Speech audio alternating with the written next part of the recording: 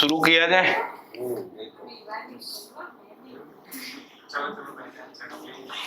तो हम लोग यहाँ तक आ गए थे, प्रकृति में श्रम गति परिणामशील है। परिणामशील है ऐसा लिखा है ना।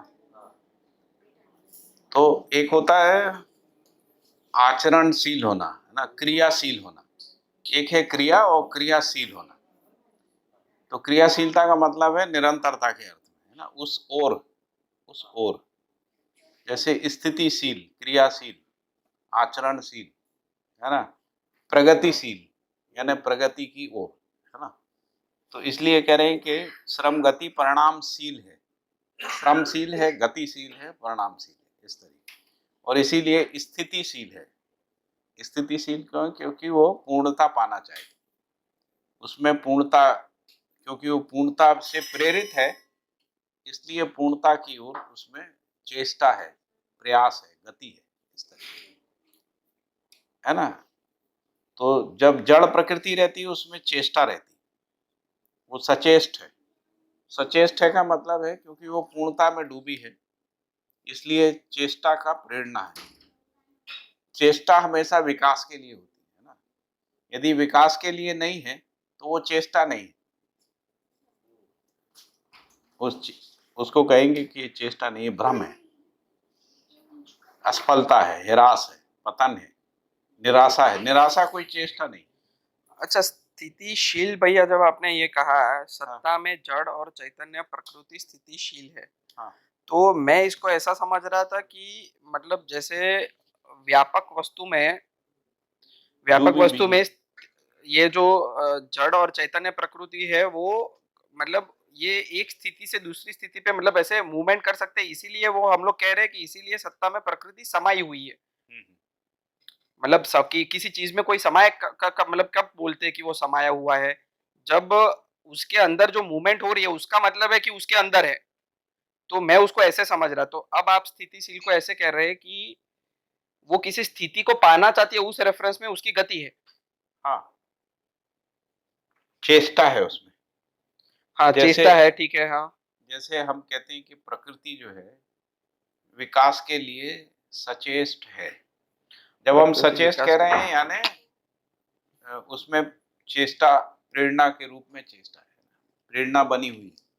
प्रेरणा क्यों बनी हुई है? क्योंकि वो मध्यस्थ है ना, सत्ता मध्यस्थ है। दूसरे भाषा में कहें तो गर्भित है ना। व्यापक वस्तु में प्रकृति गर्भित है, तो गर्भित होने के कारण उसमें व्यापकता की प्रेरणा है। स्थिति में है, इसलिए स्थिति का प्रेरणा है, इसलिए स्थितिशील है। ऐसा नहीं तो प्रेरणा का स्रोत क्या है? मतलब किसी भी इकाई में, जैसे मानव में जिज्ञासा क्यों है, प्रश्न आएगा, जिज्ञासा क्यों है? फिर जिज्ञासा क्या है? अल्टीमेटली मानव में जिज्ञासा क्या है? यही है ना कि संसार कैसे ठीक हो जाए, मैं सुखी कैसे हो जाऊं, मैं सब चीजों को समझ कैसे लूं, है ना। समझने की तो जिज्ञासा रहती है ना, समझने की जिज्ञासा नहीं रहती, समझने का जिज्ञासा। तो इसका मतलब जिज्ञासा का स्रोत क्या है कि क्योंकि व्यापक वस्तु के रूप में जो ज्ञान है वो इकाई में व्याप्त है, वही प्रेरित करता रहता है। इसीलिए व्यापक वस्तु को प्रेरणा बोलते हैं, प्रेरणा, है ना, वो प्रेरणा है। प्रेरणा में क्रिया डूबी है इसलिए प्रेरित है, इस तरीके से। स्थिति है ना, स्थिति सत्ता स्थिति पूर्ण है। स्थिति पूर्ण में डूबी भीगी घिरी हुई है प्रकृति, इसीलिए स्थितिशील है, यानी स्थिति की ओर उसकी गति है। यदि सत्ता का स्थिति है उसी दिशा में कि व्यापक में होने मात्र से जो ऊर्जित है, प्रकृति की हर इकाई वो ऊर्जित है, वही उसकी स्थिति है। सभी हमारे में जो इच्छा है या जो अणु परमाणु जो भी एक्टिविटी जो करता है वो सब उसकी एनर्जी कहाँ से आती है? तो व्यापक में होने मात्र से वो एनर्जी है, और वो एनर्जी होने से वो एक्टिविटी करता है। तो स्थिति और गति दोनों निरंतर है, इसीलिए स्थिति गति नित्य वर्तमान है। तो अभी जो व्यापक है, तो व्यापक को ऊर्जा नहीं है, व्यापक में होने से ऊर्जा है, इसलिए व्यापक को स्थिति पूर्ण कहा है। और वो स्थितिशील, सील मीन्स नहीं, इसमें थोड़ा सा एक बार आप फिर से जो आपने बोला, आपने कहा कि व्यापक ऊर्जा नहीं, व्यापक में होने से ऊर्जा है, व्यापक ही ऊर्जा है, व्यापक साम ऊर्जा है। साम ऊर्जा में प्रकृति डूबी है, इसीलिए ऊर्जित है ना। यदि ऊर्जा ही नहीं है, व्यापक वस्तु ऊर्जा नहीं है, तो ऊर्जित कैसे हो जाएगी प्रकृति, है ना। तो वो स्थिति के रूप में ऊर्जा है ना, और वो गति के रूप में ऊर्जा। तो जो जिसको अपन गति के रूप में ऊर्जा कह रहे हैं, उसी को ऊर्जित होना कहते हैं। ऊर्जित होना मतलब जिसको आपने कहा कि हर जो प्रकृति है वो ऊर्जित है, ऊर्जा संपन्न है, ऊर्जा संपन्न है ना। उसमें ऊर्जा कभी भी रिक्त नहीं होती है, ऊर्जा समाप्त हो गया ऐसा नहीं होता, पार्टिकल का ऊर्जा खत्म हो गया है ऐसा नहीं होता। परमाणु है सोर्स व्यापक है। सोर्स कहने से ऐसा लगता व्यापक से आती है, आता नहीं। इस पे अपन ने पिछली बार चर्चा की थी कि इसको समझा कैसे जाए। तो मैंने कहा जैसे विश्वास है, विश्वास अपने आप में क्रिया नहीं है ना, विश्वास एक स्थिति है। हम जब विश्वास में रहते हैं तो ऊर्जित रहते हैं, है ना। विश्वास नहीं होता है तो हमारे अंदर ऊर्जा का कमी होता है। ऊर्जित रहते हैं यानी हमारे अंदर क्रियाशीलता बनी रहती है, कार्य करने की क्षमता, व्यवहार निर्वाह की क्षमता है ना, वो बना रहता है यदि विश्वास है। विश्वास नहीं होता है तो कम हो जाता है। यदि मान लो हमारा रिलेशनशिप में विश्वास नहीं है तो हम संबंध निर्वाह में हमको थकान आती, मन नहीं करता, है ना, एक समस्या लगती, ऐसा यानी ऊर्जा नहीं है हमारे अंदर। तो एक जिसको हमने कहा कि इस तरीके से हम इसको समझ सकते हैं, जो व्यापक वस्तु प्रेरणा कैसे है, व्यापक वस्तु जो है वो साम ऊर्जा कैसे, विश्वास सामतय होता है, तो इस तरीके से व्यापक वस्तु सामतय होती है। व्यापक वस्तु सामतय इसलिए साम ऊर्जा है ना, साम ऊर्जा है, इसीलिए उसमें जो डूबी भीगी घिरी प्रकृति है वो ऊर्जित है। अब जो ऊर्जा की दिशा है, ऊर्जा के कारण से जो क्रिया है, उसमें श्रम गति परिणाम है। ऊर्जा है तभी तो श्रम है ना। ऊर्जा संपन्नता ही बल संपन्नता है। यदि ऊर्जा ही नहीं है तो बल संपन्नता कहाँ से आएगी। बल संपन्नता है तो गति है, यदि बल ही नहीं है तो गति नहीं होगी, और यदि गति है तो कहीं ना कहीं परिणाम भी है, क्योंकि प्रकृति निरंतर परिणामशील है। परिणामशील है यानी परमाणु अंश से मिलके अणु बना, परमाणु बना, परमाणु से अणु, अणु से रसायन, है ना। ये क्रमशः परिणाम परिवर्तन के साथ प्रकृति है। मोटे रूप में देखें तो चार अवस्था के रूप में, परिणाम परिवर्तन के रूप में प्रकृति है, ऐसा। अच्छा, इसमें भैया मैं ये 3 शब्दों को थोड़ा मतलब रिलेट करना चाहता हूँ। स्थितिशील, क्रियाशील और परिणामशील, 3 शब्द यहाँ पर शील के रेफरेंस में यूज हुआ है। हाँ। तो जैसे हम लोग पहले क्रियाशील की बात करते हैं, प्रकृति क्रियाशील है, हाँ। ठीक है, तो उसको मतलब लॉजिकली देखेंगे तो हाँ उसमें क्रिया हो रही है, ऐसे मतलब डायरेक्ट सीधे सीधा दिखता है कि भाई हाँ क्रिया हो रही है। तो क्रिया का होना क्रियाशील कह रहे हैं नहीं, कि फिर क्रिया का कांस्टेंट चेंज होना, कि मतलब जैसे किसी एक वस्तु में अगर कोई एक क्रिया हो रही है तो वो क्रिया चेंज होते होते होते होते वो क्रियाशील है, ऐसा कह रहे, क्या कह रहे हैं उसमें? क्रिया की कोई दिशा है, यदि क्रिया में दिशा नहीं है तो रैंडमनेस है। नहीं तो केवल क्रिया है, यदि उसमें विकास नहीं है। अच्छा, प्रकृति में क्रिया और प्रकृति क्रियाशील है, ये दोनों सेंटेंस में फर्क है। प्रकृति में क्रिया मतलब कि कोई दिशा नहीं है और क्रिया हो रही है, जैसे यदि सिर्फ कोई घूमना। परिवर्तन नहीं है, मान लीजिए कोई भी परिवर्तन नहीं है, हम्म, उस स्थिति में केवल क्रिया है, क्रियाशीलता नहीं है। क्रियाशीलता है ना परिवर्तन। ठीक है, मतलब कि क्रिया होता है और परिवर्तन नहीं होता है, ऐसा होता है? नहीं, अपन एक कल्पना कर रहे हैं। हाँ, हम क्रियाशील और क्रिया किसको कहेंगे, तो यदि कोई परिवर्तन नहीं है तो केवल क्रिया है, अस्तित्व में क्रिया है। मतलब कोई भी चीज लेकिन यदि परिवर्तन कोई के साथ है। क्रिया की कोई दिशा है ना, तो वो दिशा कब पता लगेगी, जब परिवर्तन है। जैसे परमाणु में क्रिया है, परमाणु में क्रिया यहाँ तक तो स्पष्ट हो गया। अब परमाणु से यदि अणु बनता है तो हम कहेंगे कि परमाणु की जो क्रिया की जो दिशा है वो अणु बनना है। यदि अणु नहीं बने तो और केवल क्रिया क्रिया होती है, रही, क्रिया होती रही तो फिर वो क्रियाशील नहीं कहेंगे। वो क्रियाशील तो नहीं। जैसे परिवर्तन को शील से हम लोग यूज कर रहे हैं, क्रियाशील मतलब क्रिया की परिवर्तन हो रही है, स्थितिशील मतलब स्थिति में भी परिवर्तन हो रहा है। परिवर्तनशील भी है ना, हाँ, परिवर्तनशील है। मतलब शील शब्द परिवर्तन के लिए यूज कर रहा है। नहीं, और परिवर्तनशील का मतलब है एक नया परिवर्तन आ रहा है। यदि हाँ। नया परिवर्तन नहीं आया, एक परिवर्तन होकर रुक गया तो परिवर्तनशील नहीं है। यदि परिवर्तन से पुनः दूसरा परिवर्तन हो रहा है, तीसरा हो रहा है, तो परिवर्तनशील भी है, क्रियाशील भी है, तो परिवर्तन। परिवर्तनशील नहीं है तो क्रियाशील भी नहीं है फिर तो, हाँ वही ना मतलब। बिल्कुल। ठीक है। तो क्रिया है वो एग्जैक्टली क्या बना रहना उसको श्रम गति परिणाम, वही बात- क्रिया का मतलब है श्रम है, गति है, परिणाम है। यदि परिणाम ही नहीं है तो क्रिया ही है बस। और परिणामशील भी इसीलिए कह रहे हैं। क्रिया केवल क्रिया क्या है क्रिया आपने, में केवल स्थिति क्या है केवल क्रिया क्या है, स्थिति की क्रिया। क्रिया क्रिया केवल क्रिया का मतलब है कि उसमें कोई गति है, घूर्णन गति है, मोमेंटरी गति है। जैसे मान लीजिए पृथ्वी घूम रही है, हाँ। जैसे परमाणु के अंश घूम रहे हैं। यदि वो घूमते घूमते कोई नई चीज को पैदा नहीं कर रहे हैं तो केवल क्रिया है बस। या उनका तो अस्तित्व में जो प्रकृति है वो केवल क्रिया नहीं, वो क्रियाशील है। क्रियाशील है इसीलिए उसकी उसका लक्ष्य है, दिशा है। हैं? यदि परिणाम विहीन कोई क्रिया होती नहीं है, पहली बात तो यदि मान लो होती है तो फिर क्रियाशीलता नहीं होती, वो केवल क्रिया होती हाँ, मतलब होती नहीं है अभी तो है। इतना ही। भाषा ही नहीं बनेगा ना। हम एक कह रहे हैं एक क्रिया शब्द है और एक क्रियाशील शब्द है, तो क्रियाशील शब्द का मतलब है कि क्रिया एक निश्चित दिशा में जा रही है। जैसे गति और गतिशील है ना, तो गति और गतिशीलता तब है जब हम किसी दिशा में जा रहे हैं, तब गतिशीलता है। नहीं जा रहे हैं तो गति है, अपनी जगह पे घूम रहे हैं, घूमते हुए हम कहीं जा नहीं रहे तो गतिशीलता सिद्ध नहीं होगी, है ना।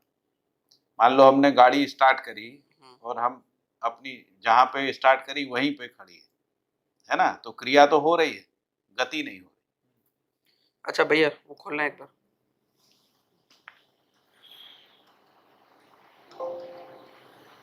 हाँ, इसमें अभी ये पढ़ते हैं कि सत्ता में जड़ चैतन्य प्रकृति स्थितिशील है, इसीलिए सत्ता में प्रकृति समाई हुई है। तो सत्ता में जड़ चैतन्य प्रकृति स्थितिशील है मतलब कि उसकी स्थिति परिवर्तन के साथ है, इसीलिए सत्ता में प्रकृति समाई हुई है। ये सही है, पढ़ना है इसे। कहाँ पर पढ़ रहे हैं? पहली लाइन, दूसरी लाइन। पहली लाइन है ना। हाँ, हाँ, सत्ता में जड़ चैतन्य यानी ये जो स्थितिशील जो है वो तभी है क्योंकि वो प्रकृति सत्ता में समाई हुई है ना। हाँ, और परिवर्तन के साथ है उसकी स्थिति भी। हाँ, उसमें कुछ ना कुछ परिवर्तन, हाँ, कुछ परिणाम ना कुछ परिवर्तन होता रहता है। ठीक है, ठीक है। सारा परिवर्तन परिणाम परिवर्तन ही है। स्थान परिवर्तन, परिणाम परिवर्तन, स्थान परिवर्तन गति और परिणाम परिवर्तन जिसको अपन परिणाम कहते हैं ना। स्थान परिवर्तन गति और जो उसमें जो परिणाम परिवर्तन का मतलब है कोई नया गुण पैदा हो जाना, कोई नई चीज पैदा हो जाना। जैसे पदार्थावस्था से प्राणावस्था, तो पदार्थावस्था में जो कुछ है यदि वही का वही प्राणावस्था में है तो कोई परिवर्तन नहीं हुआ, कोई परिणाम नहीं हुआ, कोई नई चीज पैदा हो गई। जैसे उसमें श्वसन क्रिया, स्पंदनशीलता पैदा हो गई। पदार्थावस्था में अपना जड़ प्रकृति है या पदार्थावस्था, उसमें क्रियाशीलता, ऊर्जा संपन्नता, ये दो चीजें तो पहचान में आ गई। अब प्राणावस्था में क्या हुआ, जो जिसको हम कह रहे हैं कि परिणाम का परिवर्तन हुआ, तो उसमें स्पंदनशीलता आ गई। जीवावस्था में क्या हुआ, स्पंदनशीलता के साथ आशा संपन्नता आ गई, है ना। फिर ज्ञानावस्था में क्या हुआ, तो आशा संपन्नता से ऊपर ज्ञान संपन्नता आ गई। इस तरीके से ये परिणाम परिवर्तन, क्रिया का जो परिणाम परिवर्तन है वो पहचानने में है। इससे दिशा भी पता लगी, यानी जो पदार्थावस्था का क्रिया है उसमें विकास है। क्या विकास है? स्पंदनशीलता के रूप में विकास है, आशा संपन्नता के रूप में विकास है और ज्ञान संपन्नता की, क्योंकि मानव केवल आशा संपन्नता के आधार पर तृप्त नहीं, ज्ञान संपन्नता। वैसे देखें तो सपोज अभी एटम है या कुछ भी बात है, तो अभी उसमें जो क्रिया अभी तो सपोज आयन का एटम है, सपोज आयन का एटम है, तो अभी आयन का एटम ऐसे सपोज अभी उसका कुछ दूसरा रिजल्ट नहीं आया, अभी आयन का जो भी परिणाम है वही है, तो अभी वो जो वहाँ पे तो अभी क्रिया ही हो रही है, ऐसे देखेंगे तो उसमें तो कोई चेंज नहीं है, तो फिर हम वो तो उसको क्रिया बोलेंगे क्या? क्रिया तो है ही, केवल क्रिया हो रही है। हाँ, यदि उसमें अंश परिवर्तन हुआ तो रूप परिवर्तन हो तो जाएगा। उसका मतलब ये हुआ कि भी क्रिया ही है और क्रियाशील भी है, दोनों है, ऐसा है? नहीं, क्रिया में क्रियाशीलता का प्रवृत्ति है। क्रिया को जब निरंतरता में देखते हैं तब क्रियाशीलता पहचानने में आती है। यदि आप किसी एक मोमेंट की बात नहीं कर रहे हैं। मोमेंट, क्रिया की निरंतरता में नहीं। Right. तो अभी उसको ऐसे देख सकते हैं कि अभी ऐसे ही वो घूम रहा है घूम रहा है घूम रहा है, लेकिन वो भी घूम रहा है, लेकिन एक बार वो घूमने की जो गति चालू है, तो एक दिन ऐसा कुछ होगा कि जिससे उसमें से कुछ रिजल्ट आएगा, कुछ रिजल्ट आएगा, कुछ रिजल्ट आएगा, तो ऐसे ही इसीलिए वो क्रिया अकेली क्रिया नहीं है, उसका कुछ एक क्रियाशीलता के क्रियाशील साथ वो पहचान है, मतलब उसमें आती है। स्पान रिजल्ट निकलेगा वो इवॉल्व होगा। परिवर्तन होगा। इवन जो भी देखना है एक में मत देखो, पूरे मानव जाति में। अल्टीमेटली एंड गोल, अभी जो भी एक्टिविटी चल रही है उसका एंड गोल। जो हम लोगों की जो ट्रेडिशन है अभी, उसमें हम क्रिया को टुकड़े में देखते हैं। राइट, मध्य दर्शन कह रहा है कि क्रिया निरंतरता में होती है। जैसे पृथ्वी घूम रही है, वो निरंतर घूमती रहती है। आप उसको एक दिन में देखते हो तो समझ में नहीं आता है ना, उसको निरंतरता में देखते हैं तो समझ में आता है। हमने काल को विभाजित कर दिया, काल विभाजित होता नहीं है क्योंकि क्रिया विभाजित नहीं होती है ना। तो हम काल का फ्रेगमेंटेशन करके, तो इसलिए लक्ष्य हमको दिखता नहीं। जो पूरी विज्ञान परंपरा में कोई लक्ष्य पहचानने में नहीं आया, उसका मूल कारण है कि क्रिया को टुकड़े में देख लिया, काल को कालखंड में देख लिया। कालखंड थोड़ी होता है, एक दिन कोई कालखंड नहीं है, क्योंकि एक दिन के बाद क्रिया रुकी नहीं है ना, वो तो चल ही रही। तो क्रिया निरंतरता में है, इसलिए काल निरंतरता में। क्रिया को जब निरंतरता में देखते हैं तभी लक्ष्य स्पष्ट होता है, नहीं तो लक्ष्य स्पष्ट नहीं। जैसे पृथ्वी एक चक्कर लगा ली तो उससे कुछ लक्ष्य स्पष्ट नहीं होता है ना। तो इसलिए जब परमाणु अंश से लेके मानव शरीर रचना तक यदि हम क्रिया की निरंतरता को देखते हैं, भौतिक रासायनिक क्रिया की निरंतरता को, है ना, या परमाणु में गठनशीलता से गठन पूर्णता तक देखते हैं। परमाणु में दो ही चीजें हैं, है ना, एक क्रिया है और क्रिया गठनशील है, और एक स्थिति के बाद गठन पूर्ण है, बस इतना ही। तो यदि गठन पूर्णता है तो क्रिया का लक्ष्य स्पष्ट होता है, भौतिक क्रिया का, नहीं तो भौतिक क्रिया का कोई लक्ष्य नहीं आया समझ में? नहीं आया। आ गया। वैसे ही रासायनिक क्रिया है। अब परमाणु में दो प्रकार का क्रिया है। एक क्रिया है उसमें अंशों का बढ़ना, अंशों के बढ़ने को अपन कह रहे हैं कि वो परमाणु में क्रियाशीलता है। दूसरा, एक परमाणु दूसरे परमाणु के साथ मिलकर एक रचना बनाता है जिसको अणु कह रहे हैं, है ना, उसमें गुण बदल ले। अणु अणु कह रहे हैं, है ना। तो दो प्रकार का क्रिया है। तो जो दूसरा क्रिया है उसको कह रहे हैं भौतिक रासायनिक क्रिया। जो पहले प्रकार का परमाणु में क्रिया है उसको कह रहे हैं भौतिक क्रिया, है ना। तो जो अणु बनना, अणु से फिर और आगे जाएंगे तो विविध प्रकार के रसायन बनना, है ना। यानी हाइड्रोजन ऑक्सीजन से मिलने से पानी भी बनता है, और हाइड्रोजन ऑक्सीजन मिलने से और भी चीजें बनती है ना। जैसे हाइड्रोजन कार्बन से मिलता है तो मीथेन बनती है, हाइड्रोजन ऑक्सीजन से मिलता है तो पानी बनता है ना। और आयरन के साथ मिलता है तो आयरन ऑक्साइड बनता है, इस तरीके। तो बहुत सारे रसायन पैदा होते हैं ना। तो ये जो दूसरा क्रिया रासायनिक क्रिया, इसका भी गंतव्य है, इसकी भी गति है। क्या गति है कि ये वनस्पति संसार में बदलता है, फिर जीव संसार के शरीर के रूप में आता है, फिर मानव के शरीर के रूप में आता है। ये सारे रासायनिक भौतिक क्रिया का जो परिणाम है। और रासायनिक क्रिया में भौतिक क्रिया समाई रहती है। केवल रासायनिक क्रिया हो भौतिक क्रिया नहीं हो, ऐसा नहीं होता है ना। तो इसलिए भौतिक क्रिया ही रासायनिक क्रिया होती है, रासायनिक क्रिया ही जैविक क्रिया होती है। जिसको अभी हम लोग बायोलॉजिकल फिनोमेना कह रहे हैं, है ना। बायोलॉजिकल फिनोमेना कहाँ से शुरू होती है? प्राण कोशा से, है ना। प्राण कोशाएं यदि वनस्पति संसार में उसको प्लांट सेल कह रहे हैं, एनिमल संसार में उसको एनिमल सेल कह रहे हैं, लेकिन एनिमल सेल भी यहीं से आती है, प्लांट सेल से ही आती है। वो भौतिक रासायनिक से, वो भौतिक रासायनिक क्रिया है। तो भौतिक रासायनिक क्रिया में विकास क्रम विकास है, परमाणु में विकास है, केवल विकास है, क्रम नहीं है। अंशों का बढ़ना कोई क्रम नहीं, अंशों का बढ़ना केवल क्रियाशीलता है। लेकिन ये समझ में आ रहा है ना, उसमें क्रम नहीं है।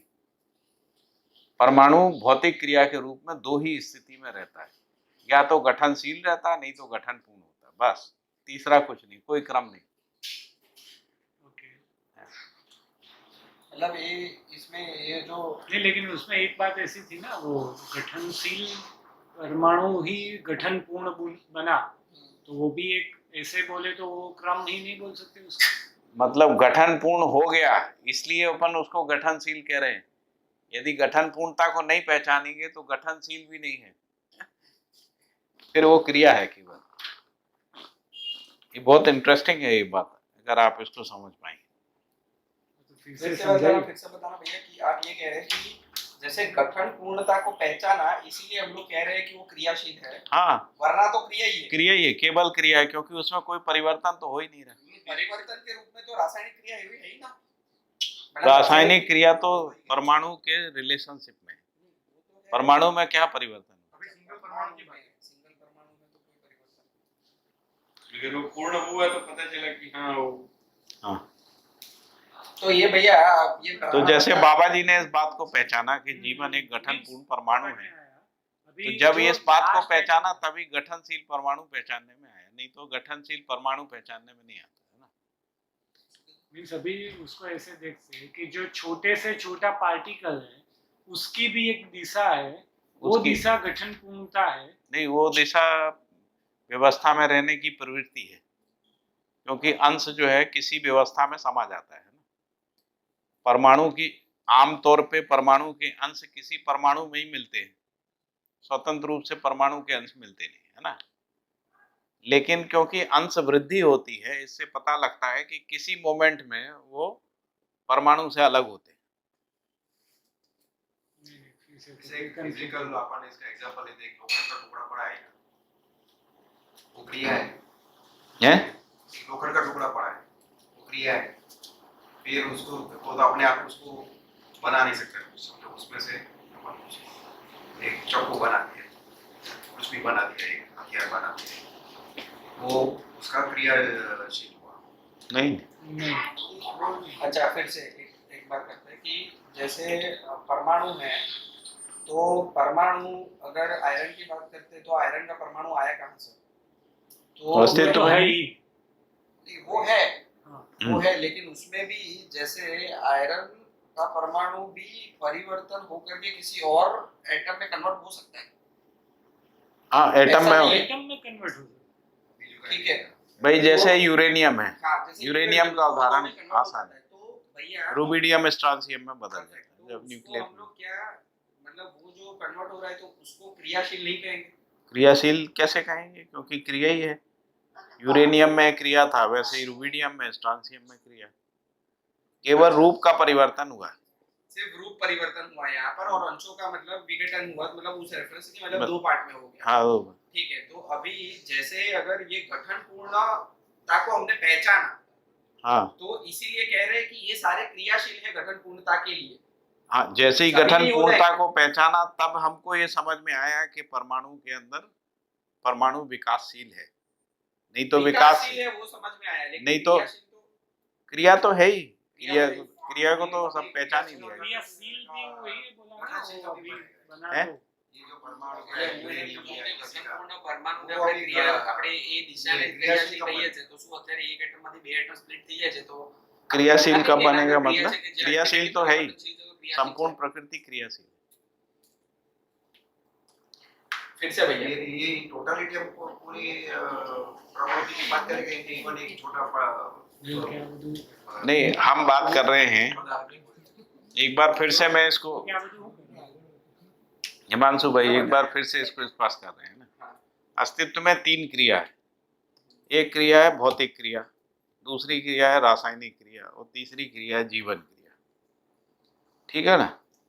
भौतिक क्रिया एक समय जब गठन पूर्ण होती है उसी को जीवन क्रिया कह रहे हैं, जिसमें जीवन संक्रमण का क्रिया होता है, जिसको अपन गठन पूर्णता कह रहे हैं। तो जीवन एक गठन पूर्ण परमाणु है। यदि जीवन एक गठन पूर्ण परमाणु नहीं है, ऐसा हम नहीं पहचान पाते, तो परमाणु क्रियाशील है ये सिद्ध नहीं होता, क्योंकि शीलता किसी नए परिवर्तन तक पहुंचेगी ना। वो परिवर्तन तो है ही नहीं उसमें, केवल क्रिया है। नहीं, लेकिन और जो वो केवल यहाँ- क्रिया है उसमें केवल रूप परिवर्तन है, बस इससे ज्यादा कोई परिवर्तन नहीं। ऐसा। लेकिन रूप परिवर्तन भी परिवर्तन तो है ही ना। अभी जो भैया ने हिमांशु भैया ने बताया कि भाई यूरेनियम है या कोई है, उसको उसमें जो- उसको अध्ययन करने पे पता लगता है।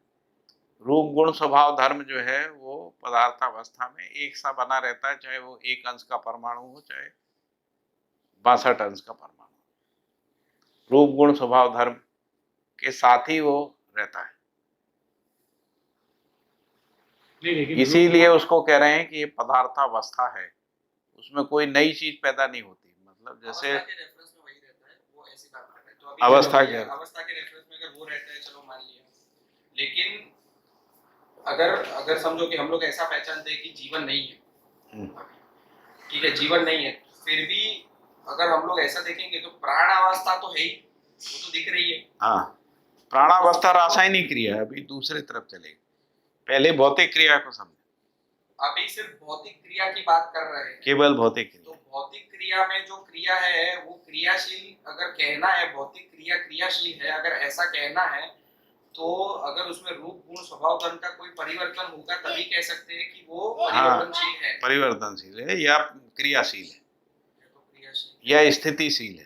तो लेकिन भैया भौतिक क्रिया में स्थितिशील- रासायनिक क्रिया क्यों हो रही है? यदि क्योंकि कोई उसमें स्थिति क्रिया में इसलिए पहुंचा ही रासायनिक नहीं, क्रिया हो रही है। किसी स्थिति में पहुंचा नहीं, तो स्थितिशील है ये सिद्ध नहीं हो। परमाणु स्थितिशील है ऐसा सिद्ध नहीं।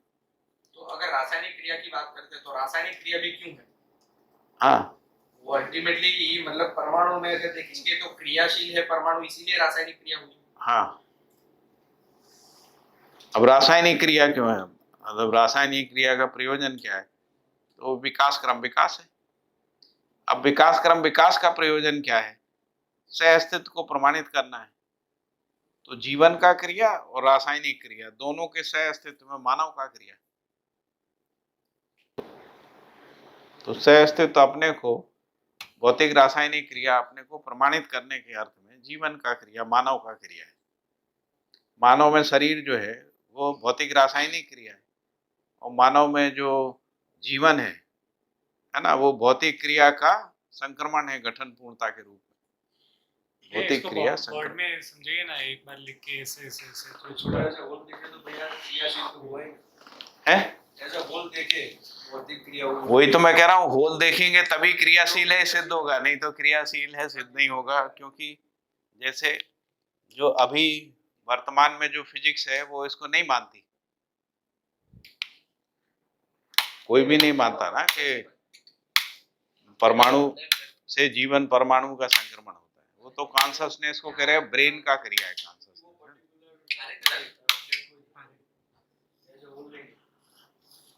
तो जैसे ये एक परमाणु है और इसमें एक हम लोग इसको कह रहे हैं कि ये स्थितिशील है। स्थितिशील है। तो शील क्यों कह रहे हैं? ये प्रश्न है कि शील क्यों कह रहे हैं? क्योंकि ये कहीं पहुंच रहा है, और जब वो यहाँ पहुंच रहा है तब भी वो परमाणु ही है, लेकिन ये पूर्ण हो गया है ना, स्थिति पूर्ण हो गया। स्थिति पूर्ण हो गया। स्थिति पूर्ण क्यों हो गया? क्योंकि अब इसमें से कोई अंश निकल नहीं सकता है।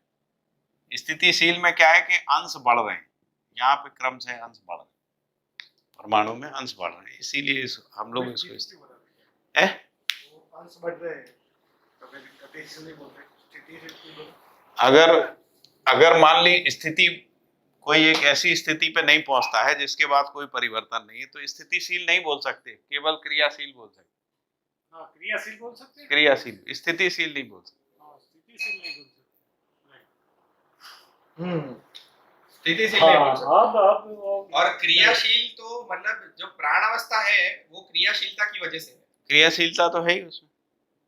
क्रियाशीलता ये है कि अंश बढ़ रहा है, घट रहा है, इसलिए क्रियाशीलता है। इसलिए रूप परिवर्तन के रूप में क्रियाशीलता है, स्थितिशील नहीं।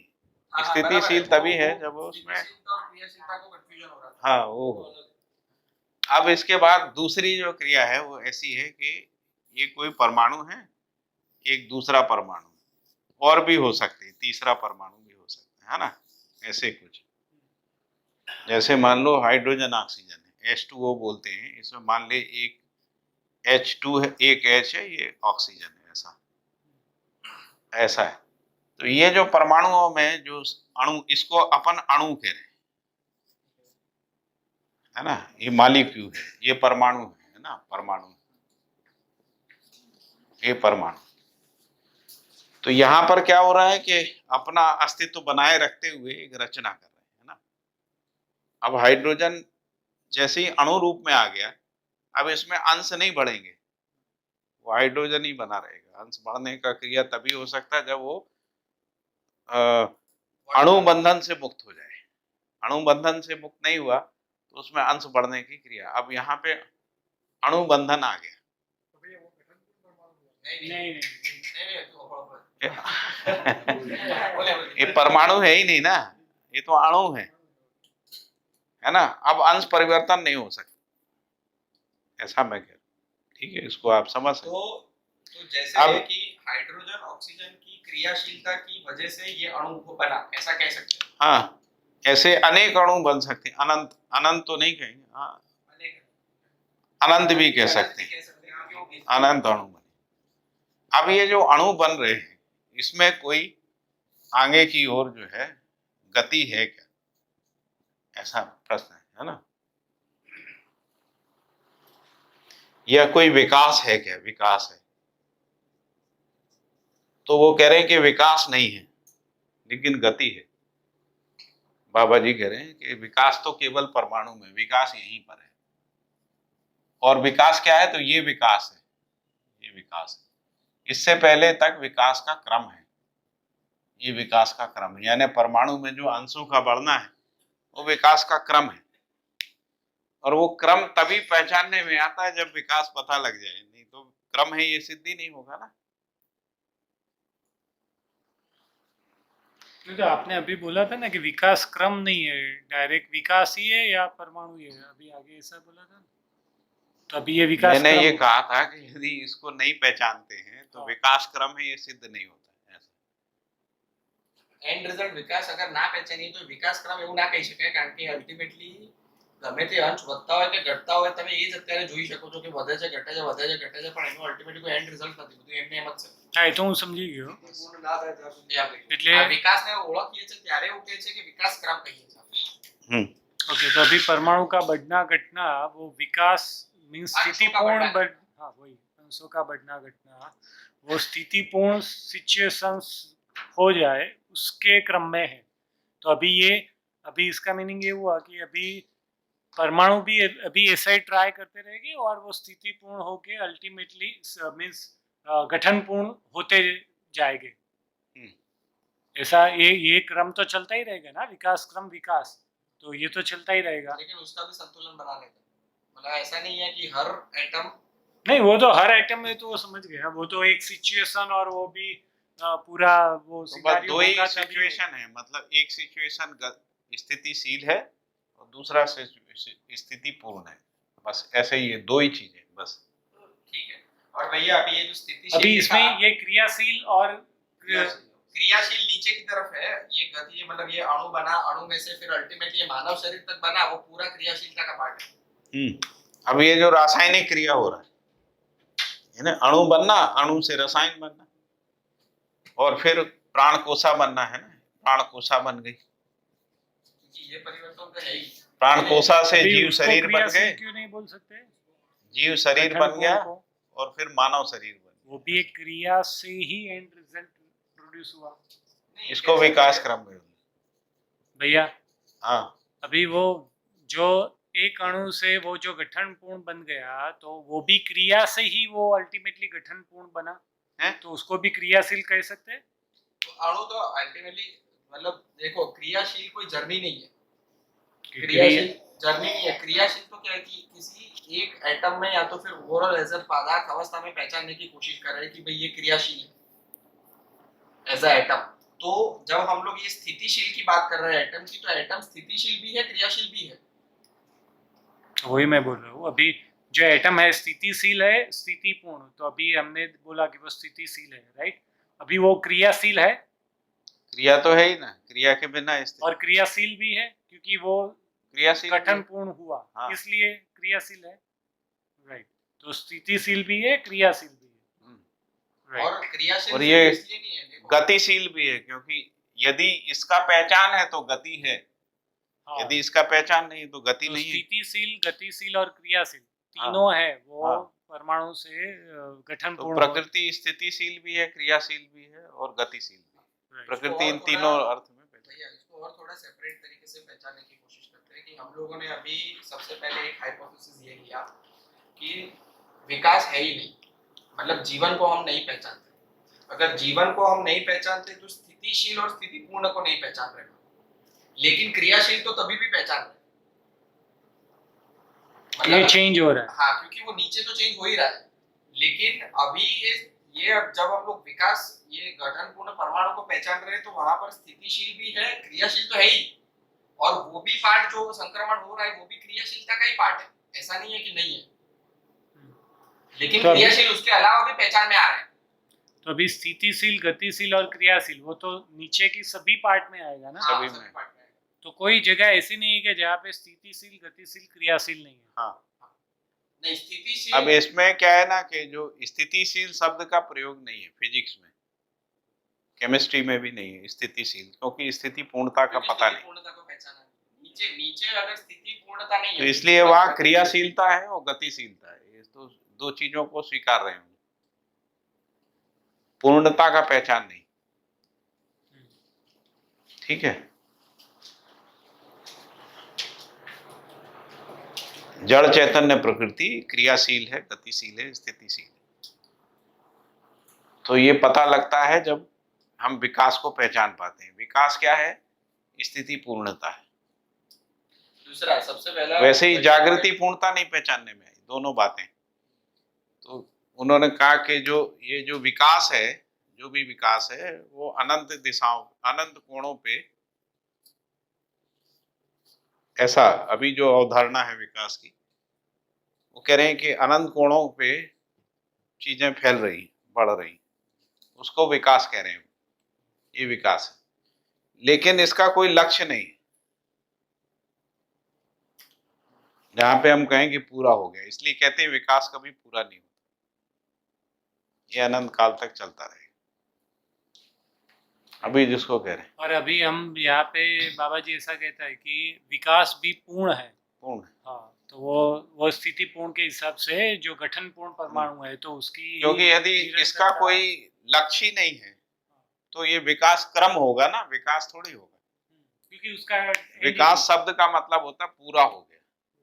मोहित भाई तो पहले हम लोग इनके साथ डिस्कशन कर रहे थे ना आचार्य भाई के साथ बीच में, तो ये प्रश्न आया है ऑलरेडी। तो क्वेश्चन क्या बनता है कि स्थितिशील है, स्थिति पूर्ण हो रहा है, उसमें तो उसको ये नीचे पूरे क्रम की जरूरत है नहीं, तो क्यों नीचे का क्रम क्यों हो रहा है? क्योंकि उसका तो एंड रिजल्ट में अल्टीमेटली मानव शरीर बना और तो कुछ हुआ नहीं।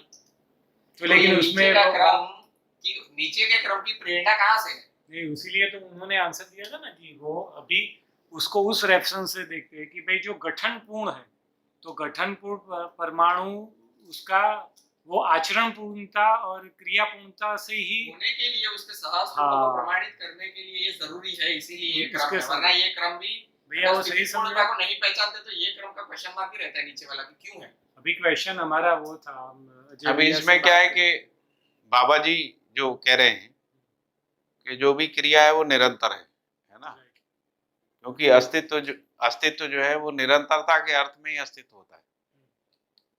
अब जो वर्तमान साइंस है वो कह रही कॉन्शसनेस टेम्परेरी क्रिया है। टेम्परेरी क्रिया का मतलब ब्रेन में पैदा हुई, ब्रेन डेड हो गया तो कॉन्शसनेस खत्म हो गई। तो कॉन्शसनेस की क्रिया को निरंतरता के अर्थ में नहीं पहचाना। कॉन्शसनेस एक टेम्परेरी क्रिया है, मतलब मानव शरीर बना, उसमें एक कॉन्शसनेस जो है विकसित हो गई, मानव शरीर बना, कॉन्शसनेस खत्म हो गई, है ना। तो बाबा जी कह रहे हैं कि जो क्रिया अस्तित्व में रहती है वो निरंतर रहती है। तो निरंतरता के अर्थ में कॉन्शसनेस का होना सिद्धि नहीं होता। तो उन्होंने इस बात को अनुभव किया कि मेरा अपना होना निरंतर है। इसको उन्होंने समाधि संयम काल में पहचाना कि मेरा अपना होना निरंतर है। तो क्रिया की निरंतरता के रूप में फिर खोज हुई। तो मैं शरीर हूँ नहीं, मैं भौतिक हूँ नहीं, रासायनिक हूँ नहीं, मेरा अपना होना ना भौतिक है ना रासायनिक है। तो ये जो तीसरी क्रिया वो क्या है? तो उसको कहा कि जीवन क्रिया। तो जीवन क्या है निरंतरता के अर्थ में? रासायनिक क्रिया है नहीं, परमाणु का क्रिया नहीं है। तभी वो आया कि परमाणु ही संक्रमित होकर जीवन गठन पूर्णता के रूप में है, ऐसा। तो ये एक अनुसंधान है बाबा जी का, जिसको अपन कह रहे हैं कि ये उन्होंने एक अनुसंधान किया। अनुसंधान का आधार स्वयं में देख लें। हम जब स्वयं को देखते हैं तो पता लगता ना मैं भौतिक हूँ ना रासायनिक हूँ। तो भौतिक रासायनिक हूँ नहीं। भौतिक रासायनिक जितने भी प्रकार के क्रियाएं होती हैं, कॉम्बिनेशन, और उस सारे कॉम्बिनेशन में भौतिक रासायनिक परिणाम बना ही रहता है। लेकिन जीवन ना भौतिक है ना रासायनिक है, ना उसमें ताप दाब है ना रासायनिक क्रिया है। ठीक है, मेरा अपना होना निरंतर बना ही रहता है, रासायनिक क्रिया निरंतर परिवर्तनशील रहती है ना। तो इसलिए जीवन क्रिया जो है निरंतरता के अर्थ में पहचान लेंगे। ब्रह्माजी उत्पन्न करी। हाँ, હવે બ્રહ્માજી બ્રહ્માજી હોવે એ સૃષ્ટિ બ્રહ્માજી उत्पन्न करी। हाँ, कोई कोई वस्तु है नहीं। ब्रह्मा जी को किसने उत्पन्न किया? वो सृष्टि है तो इसमें ब्रह्मा जी को उत्पन्न करा, ब्रह्मा जी और सृष्टि उत्पन्न करी। नहीं, तो प्रश्न आएगा कि ब्रह्मा जी को किसने उत्पन्न किया? हाँ, ब्रह्मा जी को विष्णु ने उत्पन्न करा। विष्णु को किसने किया? विष्णु तो शब्द साकार है। हाँ, सब हो गया। इसमें जल है नहीं, कोई पवन नहीं, पानी नहीं, कुछ नहीं। तो कहीं ना कहीं हाँ, बस शब्द है। समझ गया। तो कहीं एक जगह जाके हमको ये मानना पड़ेगा कि उसकी उत्पत्ति नहीं है। हम चाहे विष्णु को मान लें, चाहे ब्रह्मा को मान लें, या विष्णु से ऊपर किसी को मान लें, ब्रह्म को मान लें, हमको किसी एक जगह पे जाके इस जगह पे पहुंचना पड़ेगा, इसकी उत्पत्ति नहीं है। तो उस जगह पे हम जाएंगे तभी हम कहेंगे कि जो ईश्वर है वो है, निरंतर है, नित्य है, वर्तमान है, अमर है, ईश्वर है इसी जगह। वो तो बोलता है पावन नहीं, पानी नहीं, चांदा नहीं, सूरज नहीं। इन्होंने अजवाड़े घर चलता है, ऐसी बात है। ठीक है। 1000 वर्ष નો આયુષ્ય તો એ ઘર નતા કરતા એમ। 1000 વર્ષ का आयुष्य था तो भी वो घर नहीं था। અને એ માથા પૂરો પેલા ડાબનો ઉભો ઉતા એની પડે આ બધું સૃષ્ટિ પહેલાની છે એમાં કેટલા વર્ષોની ઇશ્યુ છે એ હવે આ છેલ્લા ઓમકાર ઉપર આવે ત્યારે એની ખ્યાતરી આવે એ કોણ સમજી લાવે। क्या बोला? हाँ, दादाजी ये कह रहे हैं कि ये सृष्टि कितने साल से है, ये तो जब लास्ट ओमकार पे आएगा सृष्टिનો લાટ આયા और ये छोड़ के जाएंगे तो हमारे दोगला ऊपर तब पता चलेगा, तो पता चलेगा, ऐसी बात कर रहे हैं। क्योंकि मतलब उनकी समझ में तो मतलब अभी समझो कि साइंस नहीं है, कुछ भी नहीं है, तो बैकग्राउंड में ये मतलब ये प्रश्न तो बने ही रहते हैं। वही तो प्रश्न तो बना ही रहता है। बस वो प्रश्न के रेफरेंस में अभी हाँ। उनके दिमाग में भी ये अब उनके पास जो भी उनके पास आंसर है वो कहीं से पढ़े हुए, सुने हुए हैं। मान लीजिए किसी परंपरा से सुन लिया, ब्रह्मा ने सृष्टि पैदा की, ऐसा सुन लिया, है ना। फिर प्रश्न तो उस परंपरा में भी पैदा हुआ होगा कि ब्रह्मा को किसने पैदा किया। उन्होंने कहा विष्णु की नाभि से ब्रह्मा पैदा हुए। फिर प्रश्न ये भी बनेगा कि विष्णु कहाँ से पैदा हुए। तो अल्टीमेटली एक जगह जाके ये कहना पड़ेगा कि तो है ही, विष्णु तो रहते ही हैं, विष्णु कहीं से पैदा नहीं होते। तो यानी अस्तित्व, जिसको अपन अस्तित्व में आ गए हैं ना, अस्तित्व का उद्भव, है ना, उस अस्तित्व का उत्पत्ति सिद्ध नहीं होता, है ना, इसलिए परमात्मा का उत्पत्ति सिद्ध नहीं होता कि वो कहीं से पैदा हुआ। फिर वो कह रहे हैं कि वो तो तब भी था जब सृष्टि नहीं थी, यानी पृथ्वी नहीं थी, पानी नहीं था, वनस्पति नहीं थी, तब भी वो था, है ना, क्योंकि जो प्रकृति है वो तो निरंतर रहती है। हम्म? जो ढूंढने वाले देना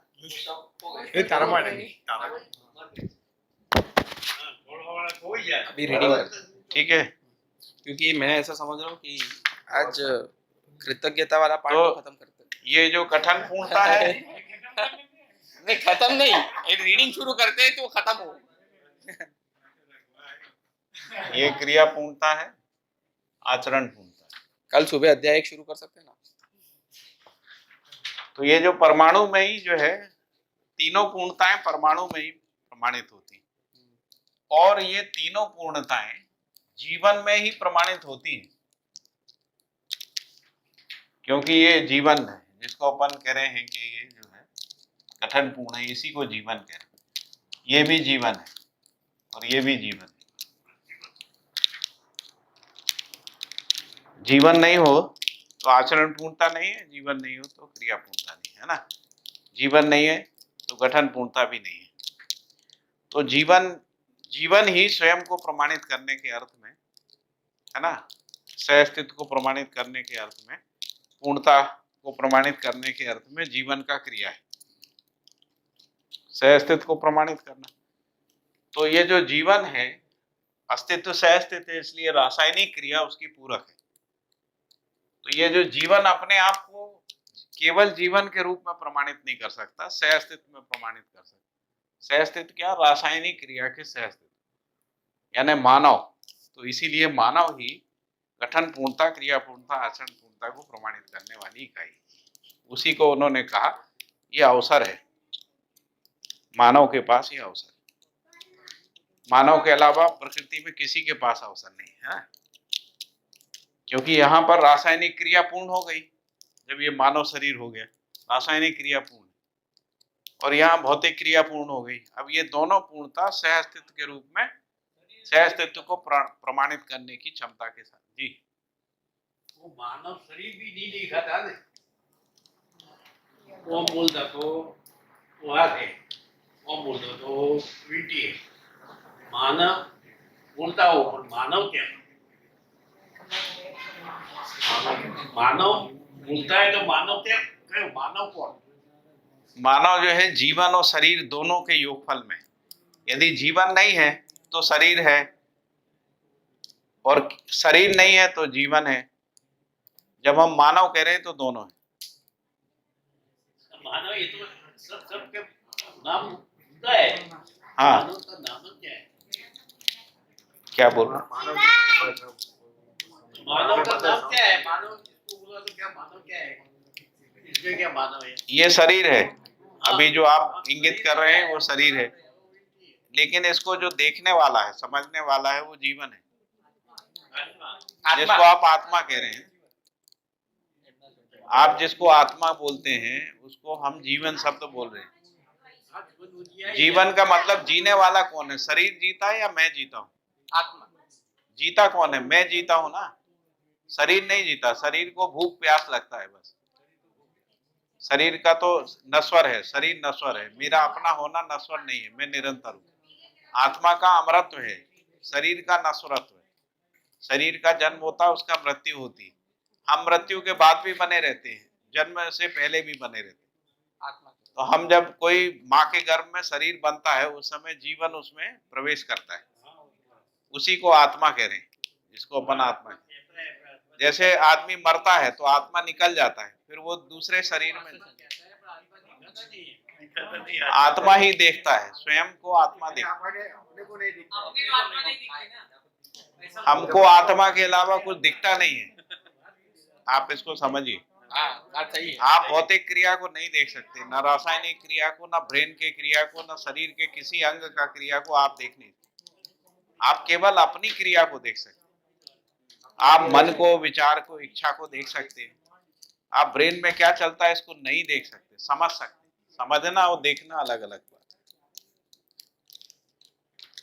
वो आप ब्रेन में क्या चल रहा है इसको कोई भी नहीं देख सकता, कोई जीवन नहीं देख सकता, दूसरे के अंदर केवल उसके संकेतों को ग्रहण करता है। जो ब्रेन के क्रिया जो हो रहा है उसके जो संकेत हैं जीवन उसको ग्रहण करता है। सामने वाले का ठीक है, ये समझ में आ रहा है।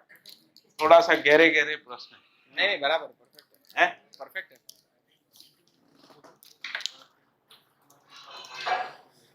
तो अभी इसको पूरा किया है।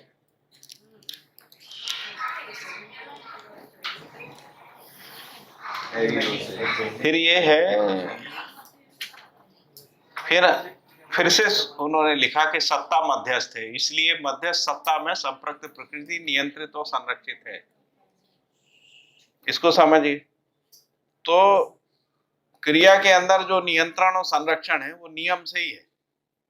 यदि नियम पूर्वक है तो क्रिया नियंत्रित है, संरक्षित है। यदि नियम नहीं है तो नियंत्रित संरक्षण होना सिद्ध नहीं होता। तो नियम का परिभाषा ही है, नियम को परिभाषित किया है मध्यस्थ दर्शन में। क्रिया की नियंत्रण पृष्ठभूमि ही नियम है। तो नियम नियंत्रण पृष्ठभूमि, हर क्रिया नियंत्रित क्रिया है। तो जो नियंत्रण को पहचानने के रूप में जो वस्तु है उसी को नियम कह रहे हैं। तो इससे ये बात यहाँ पर आई है कि सत्ता मध्यस्थ है, यानी भौतिक क्रिया के मध्यस्थ, रासायनिक क्रिया के मध्यस्थ, जीवन क्रिया के मध्यस्थ यदि कोई सत्ता है वो नियम है ना। तो नियम क्या करता है? क्रिया को नियंत्रित रखता है। इसलिए भौतिक क्रिया भी नियंत्रित है, रासायनिक क्रिया भी नियंत्रित है, अनियंत्रित नहीं है। और जीवन क्रिया भी नियंत्रित है। जीवन में विचार क्रिया भी नियंत्रित है, नियम पूर्वक। विचार व्यवहार क्रिया भी नियंत्रित है ना। और व्यवसाय क्रिया भी नियंत्रित है, नियम पूर्वक। प्राकृतिक नियमों से व्यवसाय का नियंत्रण, सामाजिक नियम से व्यवहार का नियंत्रण, बौद्धिक नियमों से विचार का नियंत्रण, न्याय से, नियम से, धर्म से, सत्य से मानव क्रिया का नियंत्रण। मानव का जो क्रिया है, मानव न्याय पूर्वक नियंत्रित है, अन्याय पूर्वक अनियंत्रित है, धर्म पूर्वक नियंत्रित है, अधर्म पूर्वक यानी डिसऑर्डरलीनेस में वो अनियंत्रित है।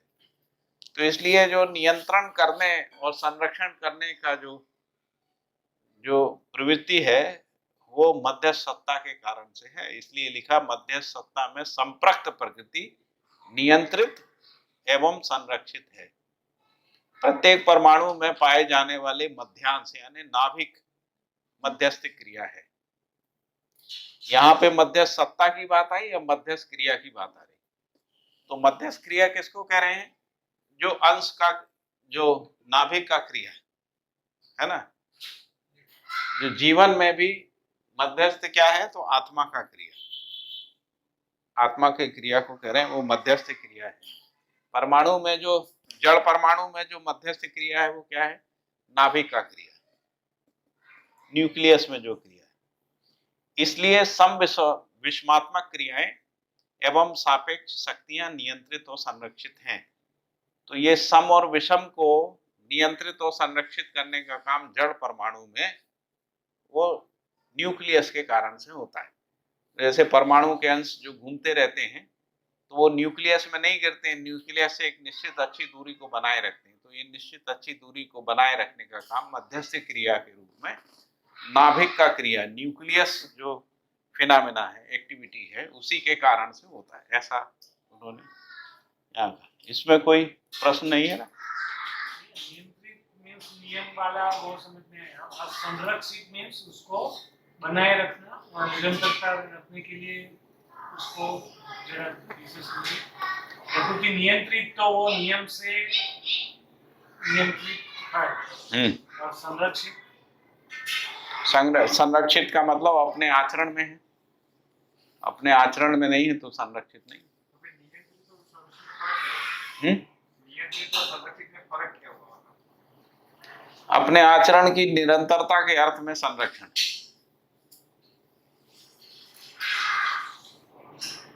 इसलिए संरक्षित शब्द का उपयोग।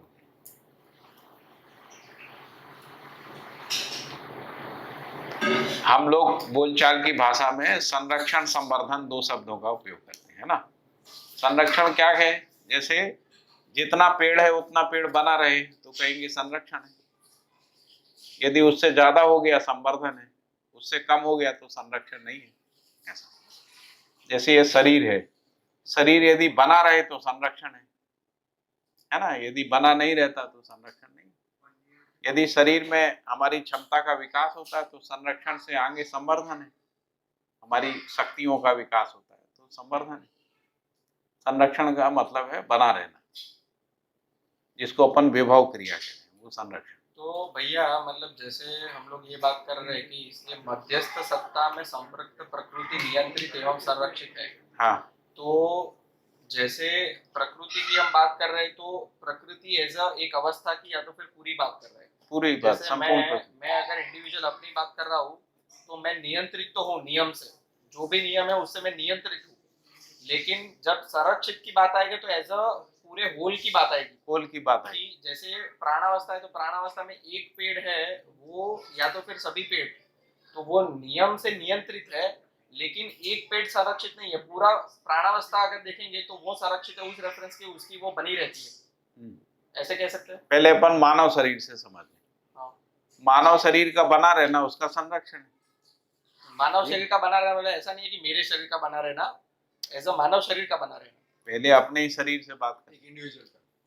मेरा अपना शरीर जब तक बना हुआ है तब तक संरक्षण है ना। अब मेरे शरीर के अंदर सभी क्रिया, सभी अंग अवयवों का क्रिया नियंत्रित क्रिया है।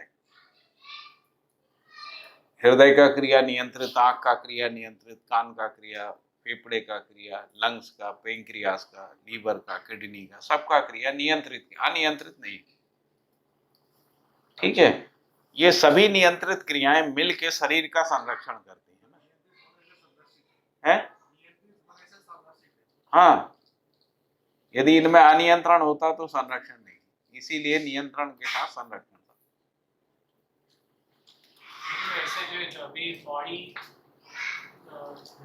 मर जाती है तो बॉडी डिस्ट्रॉय हो गई, राइट, तो वहाँ पे नियंत्रित और संरक्षित की जो बात करते हैं, तो वहां जिस रूप में जाती है वहां पे नियंत्रण संरक्षण रहता है। मर जाती का क्या मतलब? उसको ऐसे देख सकते हैं। मर जाना मतलब विरचित हो जाना। जो अस्तित्व में जो प्रकृति है तो वो नियम से है और वो बनी रहती, व्यवस्था बदलती है, शरीर व्यवस्था से रचनाएं बदलती है, वो सब होता है। नहीं, व्यवस्था बदल जाती है।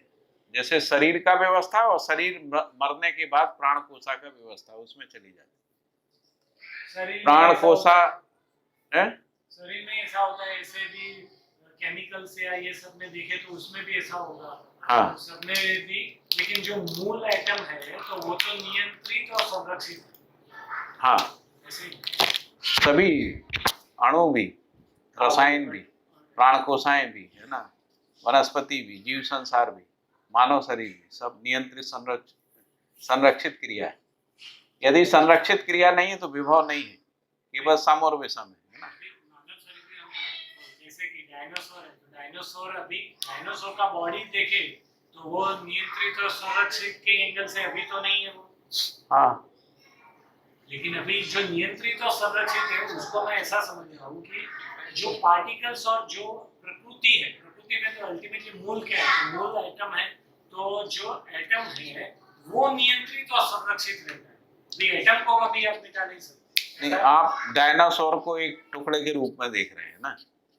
भौतिक क्रिया, रासायनिक क्रिया की निरंतरता में देखेंगे तो ये रूप परिवर्तन है। डायनासोर का शरीर का रूप परिवर्तन हो गया, कोई और रूप में आ गया। रासायनिक क्रिया कोई रूप, नया रूप आ गई। मतलब टोटालिटी में ही देखना है। जैसे जड़ प्रकृति की अगर बात करें ना तो वो जड़ प्रकृति रहती है, उसमें कोई ऑप्शन नहीं। बात ऐसी है कि जड़ प्रकृति रहती ही है, रूप परिवर्तन होता है, बने रहना वही संरक्षण है उसका। उसकी व्यवस्था चेंज होती है, जैसे मानव शरीर में होना या तो फिर किसी जीव के शरीर में होता, प्राणावस्था के व्यवस्था में होना, किसी भी या तो फिर पदार्थ अवस्था में लोहे के फॉर्म में भी होना, तो वो होना उसका वो एक व्यवस्था में बना रहता है। वो किसी भी मतलब एक बड़ी व्यवस्था में छोटी व्यवस्था हो सकती है, तो वो उस व्यवस्था में बना रहता है, वो किसी ना किसी नियम के साथ बना रहता है, लेकिन जो बना रहता है वो संरक्षण है उसका। वैसे ही बात है, वही तो उसमें संरक्षण करना क्या है भैया? संरक्षण करना थोड़ी संरक्षित रहती है, सब है, वो तो है ही। इसीलिए तो है लिखा, ये लिखा तो ना, उसको ऐसे नियंत्रित देख और सकते हैं संरक्षित है। कि अभी नियंत्रित और अभी हमने भैया और क्योंकि नियंत्रित और संरक्षित हम प्रकृति में पहचानते हैं, इसलिए नियंत्रण के रूप में मध्यस्थ सत्ता पहचाने, क्योंकि उसका कोई तो कारण होगा नियंत्रण का। तो हम उसको ऐसे भी देख सकते हैं कि फॉर एग्जांपल अभी जो अवस्था की हम बात करें कि भाई चलो प्राण अवस्था है, जड़ अवस्था है, ये सब अवस्था है। सपोज ऐसे न्यूक्लियर वेपन ऐसा कुछ करके भी सपोज पृथ्वी आग का गोला बन जाती है, कुछ बन जाती है, तो अभी बॉडी भी नहीं है, कुछ भी नहीं है, लेकिन फिर भी वो क्रम है, तो फिर एक टाइम ऐसा आएगा कि फिर फिर से वो आ आ जाएगा, तो मीन्स वो बना ही रहेगा, उस हिसाब से वो संरक्षित है। इसलिए संरक्षित, उसी को अपन शाश्वत भी बोलते हैं। यदि नियंत्रण और संरक्षण दोनों बना है, इसी को शाश्वतता बोल रहे हैं। यदि संरक्षण नहीं है तो शाश्वतता सिद्ध नहीं होगी। शाश्वतता का मतलब है जो सदा सदा से है, और इसीलिए प्रकृति को अमर बोला गया। शाश्वत है यानी निरंतर, जिसकी मृत्यु नहीं है, अंत नहीं है ना, जिसको हम लोग कह रहे हैं कि अस्तित्व विहीनता नहीं है, अस्तित्व बना रहता है। तो भैया आपने शाश्वतता को ऐसा कहा कि नियंत्रित और संरक्षित जो है उसको शाश्वत कहते हैं। यदि संरक्षण नहीं है प्रकृति का तो शाश्वतता सिद्ध नहीं होगी ना, एक समय के बाद। संरक्षण है मतलब जैसे कोई बड़ा भाई है। संरक्षण इसीलिए है क्योंकि नियंत्रण है, नियंत्रण इसलिए है क्योंकि दोनों मध्यस्थ क्रिया है या मध्यस्थ सत्ता है, उन दोनों के योग फल में नियंत्रण है। ठीक है, आगे बढ़ते हैं। फिर ये कहा कि अनंत क्रिया अथवा क्रिया समूह प्रकृति है। भौतिक रासायनिक जो क्रियाएं हैं वो अनंत क्रिया के रूप में, पृथ्वी का क्रिया, चंद्रमा का, सूर्य का क्रिया, आकाश गंगाओं का क्रिया, ये सब मिला के अनंत क्रिया है। इसको हम गणना नहीं कर सकते। अनंत का मतलब है जिसको गिन नहीं सकते, कितने तारे हैं गिन नहीं सकते, है ना, इसलिए अनंत क्रिया। और वो कह रहे हैं कि वो क्रिया समूह ही प्रकृति है। ये जितना भी क्रिया समूह है इन सबको मिला के प्रकृति, इसलिए प्रकृति अनंत है ऐसा हम लोग बोलते हैं, क्योंकि गणना में नहीं आती। जो जड़ और चैतन्य के रूप में यदि उसकी गणना करेंगे तो दो ही रूप में गणना हो रही है, एक जड़ है और दूसरी चैतन्य। इस अर्थ यदि हम गणना कर पाते हैं, जड़ प्रकृति कितनी है इसको गिन नहीं सकते, चैतन्य प्रकृति कितना इसको भी गिन नहीं सकते, अनंत है। अनंत का मतलब है कि ऐसा नहीं है कि वो बनती रहती है, अनंत का मतलब है आदमी की गणना की कल्पना के बावजूद भी बनी रहती है। मतलब हमारी कल्पना खत्म हो जाएगी, वस्तु खत्म नहीं होगी, गणना की कल्पना खत्म हो जाएगी, क्योंकि हम लोग 1000, 10,000, लाख, 10 लाख, करोड़, अरब ऐसे करके हम कितना भी शून्य तक बढ़ाते चले जाएं, वस्तु बची रहेगी गिनने के लिए, जड़ प्रकृति। और ऐसे ही चैतन्य प्रकृति। इसलिए कहा कि वो फिर लिखा है कि जड़ प्रकृति ही विकास पूर्णता के अनंतर चैतन्य पद को पाती है। इस पे हम लोग बात कर चुके हैं। और यह नियति विधि से संपन्न होता है। नियति विधि का मतलब है कि इसको कोई पैदा नहीं करता है, कोई करता नहीं है, यही नियति है ना। नियति यानी निश्चित है, ऐसा ही है। नियति का मतलब ऐसा ही, कोई करने वाला नहीं। व्यापक वस्तु का कर्ता होना सिद्ध होता नहीं है। व्यापक वस्तु के अलावा जो दूसरी प्रकृति है, चैतन्य प्रकृति, वो जड़ प्रकृति को पैदा कर नहीं सकती, है ना।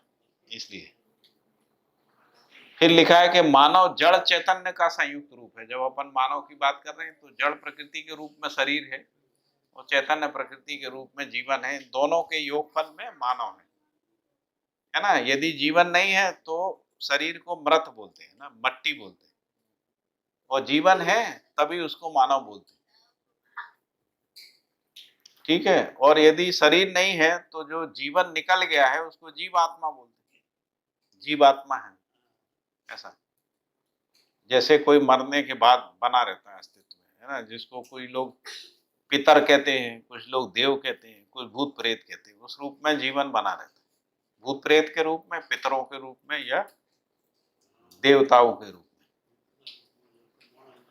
है ना। तो वो केवल चैतन्य क्रिया है, शरीर जो है केवल जड़ क्रिया है। जब चैतन्य और जड़ क्रिया का योगफल है तब मानव है। तो इसलिए लिखा है कि मानव जो है जड़ और चैतन्य क्रिया का संयुक्त रूप है, साथ ही प्रकृति का अंश भी है, क्योंकि प्रकृति अनंत है तो उसका एक अंश मात्र है। प्रकृति इतनी मतलब उसके कल्पना में नहीं आती है, इतनी है प्रकृति। उसके मानव, एक व्यक्ति का होना केवल उसका अंश है। इसीलिए बाबा जी ने कहा कि मैंने अपने होने को विकासांश के रूप में पहचाना, अस्तित्व में अनंत क्रियाओं में एक विकासांश के रूप में अपने होने को पहचाना, है ना। फिर लिखा है कि विकास क्रम में गठन पूर्णता ही विकास, विकास क्रम में गठन पूर्णता ही विकास। यदि गठन पूर्णता नहीं है तो मैंने कहा कि विकास क्रम का संकल्पना नहीं बनता। जागृति क्रम में भ्रमित विकास, जागृति क्रम में भ्रमित मानव में जागृति ही क्रिया पूर्णता आचरण पूर्णता है। तो भ्रमित मानव में ही, जिसको मैंने ये कहा था कि जीवन में क्रिया पूर्णता आचरण पूर्णता नहीं होती, मानव के रूप में ही होती है ना। क्रिया पूर्णता आचरण पूर्णता को प्रमाणित करने वाला मानव है। इसीलिए लिखा है कि विकास क्रम में गठन पूर्णता ही विकास आबलिक जागृति क्रम में भ्रमित मानव में जागृति ही क्रिया पूर्णता है और आचरण पूर्णता है। जागृत मानव कम विकसित प्रकृति के साथ व्यवहार, जागृत मानव कम विकसित प्रकृति के साथ व्यवहार व्यवसाय पूर्वक, अपने से कम विकसित प्रकृति के साथ व्यवहार व्यवसाय पूर्वक सदुपयोग प्रयोजनीयता का पोषण करता है। ये समझने की बात है। मानव जो है, जैसे मानव से कम विकसित मानव, मानव से कम विकसित जीव, तो जो जागृत मानव है वो अपने से कम विकसित मानव, उनके साथ व्यवहार करता है और व्यवसाय करता है। जैसे पदार्थावस्था प्राणावस्था की प्रकृति मानव से कम विकसित है, उसके साथ व्यवसाय पूर्वक सदुपयोग प्रयोजनीयता का पोषण करता है। ठीक है। मानव का मानव के साथ व्यवहार अधिक जागृत के साथ गौरव करना दायित्व है। जैसे मानव से जो अधिक जागृत देव मानव है या दिव्य मानव, उनके साथ गौरव, जैसे माता पिता बच्चों के साथ, बच्चे माता पिता के साथ गौरव, क्योंकि वो अपने से माता पिता को श्रेष्ठ मानते रहते हैं, है ना। और जो मानव के साथ, बाकी मानव के साथ व्यवहार करता है, व्यवहार में ही एक हिस्सा गौरव भी है ना। अधिक जागृति के लिए अभ्यास अध्ययन एवं चिंतन करता है। छोटा बच्चा भी अधिक जागृत होने के लिए अभ्यास करता है, अध्ययन करता है और चिंतन करता है ना, इस तरीके। तो जो जीव चेतना में मानव है वो अधिक जागृति को पाने के लिए, ना मानव चेतना में जाने के लिए अभ्यास करता है, अध्ययन करता है और चिंतन करता है। अभ्यास का मतलब है विचाराभ्यास, व्यवहाराभ्यास, कर्माभ्यास। अध्ययन का मतलब है कि जब हम क्रिया को सहअस्तित्व में देखते हैं तब वो अध्ययन है। यदि हम क्रिया को सहअस्तित्व में नहीं देखते हैं तो अध्ययन नहीं है ना। जैसे मैं अपने होने को सहअस्तित्व में, मैं अपने होने को परिवार में देखता हूँ, मैं अपने परिवार के साथ अपने होने को समाज में देखता हूँ, है ना। मैं अपने होने को समाज के साथ राष्ट्र में देखता हूँ, अपने होने को राष्ट्र के साथ अंतर्राष्ट्र में देखता हूँ, मैं अपने होने को सर्व मानव के साथ प्रकृति में देखता हूँ, है ना, मेरा प्रकृति के। इसी का नाम अध्ययन है ना। अध्ययन का मतलब हम अपने होने और रहने को, है ना, सह अस्तित्व में देखते हैं, वो अध्ययन है। और चिंतन क्या है ना। तो अध्ययन में दो भाग होते हैं।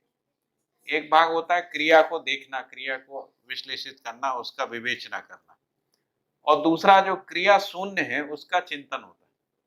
जो क्रिया शून्यता है, जैसे न्याय है, धर्म है, विश्वास है, इसका विश्लेषण नहीं होता है, इसका विवेचना नहीं होता, व्याख्या भी नहीं होता, इसका केवल भास आभास प्रतीति होता है। तो न्याय धर्म सत्य है ना, जितने भी स्थापित मूल्य हैं, इनका चिंतन होता है, चिंतन पूर्वक इनका भास आभास प्रतीति अनुभूति होती है, इस तरीके। तो इसलिए लिखा है कि जागृति के लिए अभ्यास, अध्ययन एवं चिंतन करता है। भ्रमित मानव ही कर्म करते समय स्वतंत्र और फल भोगते समय परतंत्र। आपको गलती करने की स्वतंत्रता है, लेकिन आप फल भोगने में परतंत्र हैं। आप मानव गलती करेगा, उसको फल भोगने ही, उसमें परतंत्रता, स्वतंत्रता नहीं है। और जागृत मानव कर्म करते समय भी स्वतंत्र है और फल भोगते समय भी स्वतंत्र, ऐसा। फिर लिखा है कि इस पृथ्वी पर मानव जागृति क्रम में है।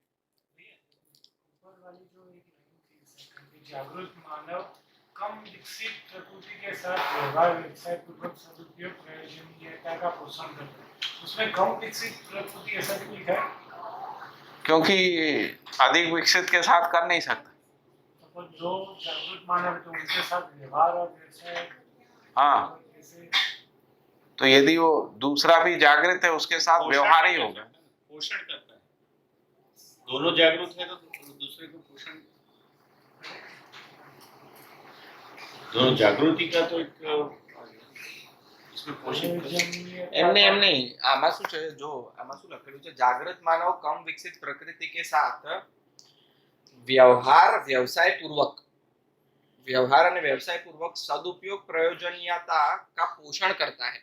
उसका હવે पोषण સામે भी- ઓલરેડી જો જાગૃત માનવ હોય તો ત્યાં પોષણની જરૂર નથી, ત્યાં તો વ્યવહાર થાય છે। प्रयोजन जे लक्ष्य है हाँ। उसका એટલે જે આજે સમજો કે દેવ માનવ કે ઇવન ભ્રમિત માનવની વાત કરી તો ત્યાં આગળ એનું પોષણ થાય છે। એ જ્યારે વ્યવહાર કરે કે કોઈ પણ વ્યવસાય કરતો હોય ને તો ત્યાં આગળ એનો સદુપયોગ કે પ્રયોજનથી એનું ક્યાંક ને ક્યાંક પોષણ કરવાની વાત છે। સામે જાગૃત માનવ હોય તો પોષણ કરવાનું પછી તો એ पहले પૂર્ણતામાં सदुपयोग था, पर प्रयोजनीयता में पोषण पोषण, हाँ।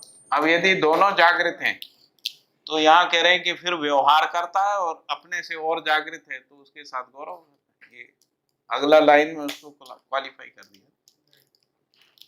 માનવ के साथ व्यवहार એટલે ત્યાં વ્યવહાર તો થાય જ છે। यहाँ જાગૃત पे હોય કે मानव વ્યવહાર? जब शब्द का उपयोग हो रहा है तो जागृत मानव, जागृत मानव के साथ व्यवहार करता है, और अधिक यदि जागृत- उससे अधिक कोई देव मानव, दिव्य मानव है, उसके साथ गौरव करता है, ऐसा।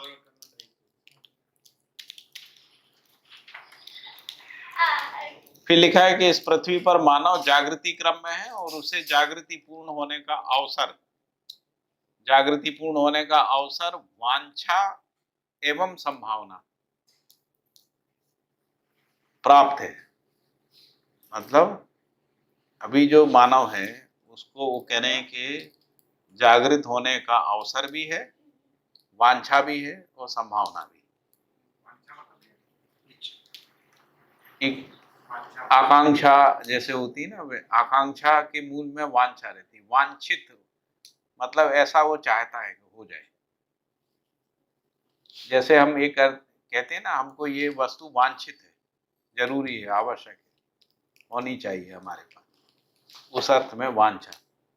आकांक्षा जैसे आकांक्षा, हमको जैसे मानव है तो हमको रोटी कपड़ा मकान का आकांक्षा है, महत्वाकांक्षा, सामान्य आकांक्षा है, ऐसा हम बोलते हैं।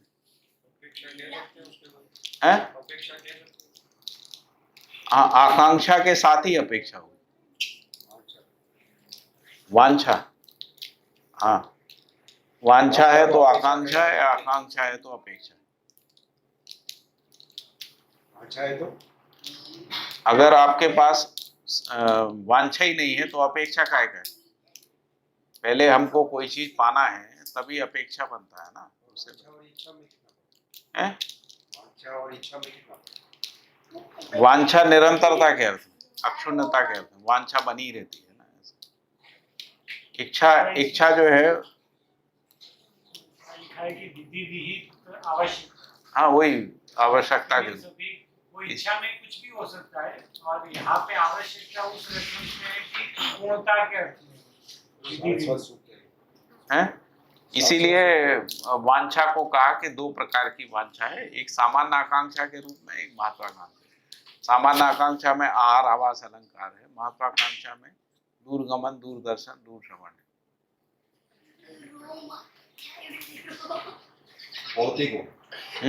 भौतिक है वांछा। हाँ, अपेक्षा जो है वो संबंध निर्वाह के अर्थ में, संबंधों में अपेक्षाएं रहते हैं, वो व्यवहार में व्यवहार में अपेक्षा। ठीक है। फिर लिखा है कि जागृत मानव का कम विकसित के लिए सहायक होना ही उसका प्रधान लक्षण है। यदि जागृत मानव अपने से कम विकसित मानव के विकास या विकसित होने में सहायक नहीं है, ऐसा होता नहीं है, इसलिए उसका पहचान ही इस अर्थ में है कि वो अपने से कम विकसित के विकास में सहायक होता है, इस अर्थ में जागृत।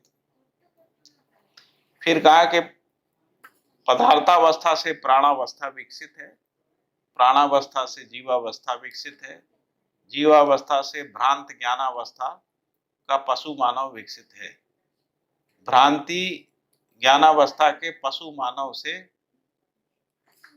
भ्रांत राक्षस मानव विकसित है, पशु मानव से राक्षस मानव विकसित है, और राक्षस मानव से भ्रांता भ्रांत मानव, भ्रांता भ्रांत।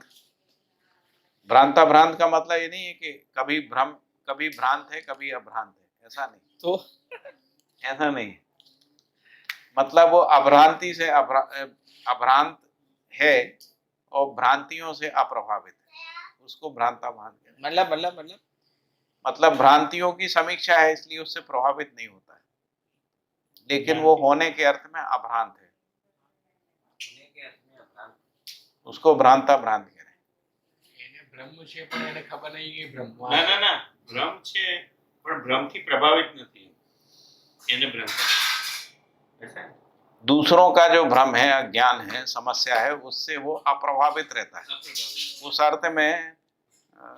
लेकिन वो खुद भी भ्रांत भ्रम में ही है अभी। पहले भ्रम में था, उसका समीक्षा हो गया, अब उससे अप्रभावित है ना, और उसमें जागृति आ गई है ना, अभ्रांत हो गया, वो अपराध उसको है, क्या? दूसरे के भ्रांत से प्रभावित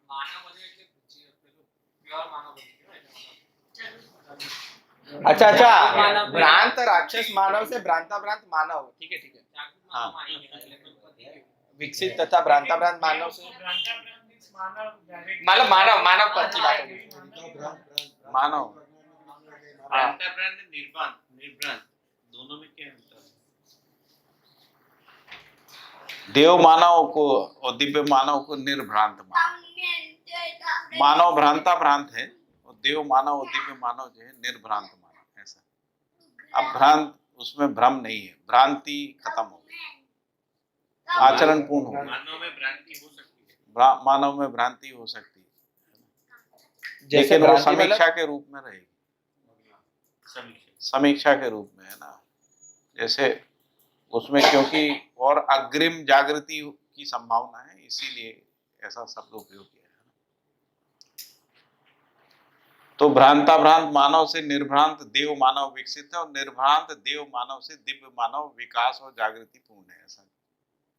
देव मानव में निर्भ्रांत शब्द यूज किया, दिव्य मानव में नहीं किया था, वो क्यों करते हैं? देव मानव से तीन है। क्योंकि दिव्य मानव से अग्रिम गति है, इसलिए उन्होंने नहीं यूज किया, विकास और जागृति पूर्ण कह दिया।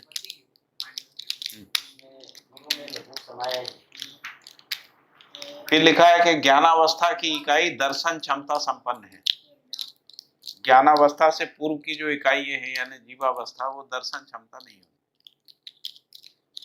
दर्शन व्यापक में अवस्थित जड़ चैतन्यात्मक प्रकृति के संदर्भ में है, यानी दर्शन किसका होता है?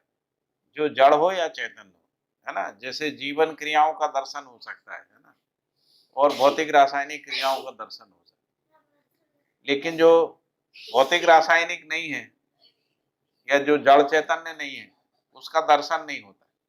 जैसे व्यापक वस्तु का दर्शन नहीं होता है, जैसे विश्वास का दर्शन नहीं होता है, विश्वास का, न्याय का दर्शन नहीं होता, धर्म का दर्शन, सत्य का दर्शन नहीं होता, इसका अनुभव होता है ना। तो इसलिए अनुभव और दर्शन दो क्रियाएं हैं, है ना। मानव में अनुभव क्रिया में उसको भास, आभास, प्रतीति, अनुभूति होती है, और दर्शन क्रिया में विश्लेषण विवेचना होती है। विश्लेषण विवेचना पूर्वक प्रकृति का दर्शन क्रिया, है ना।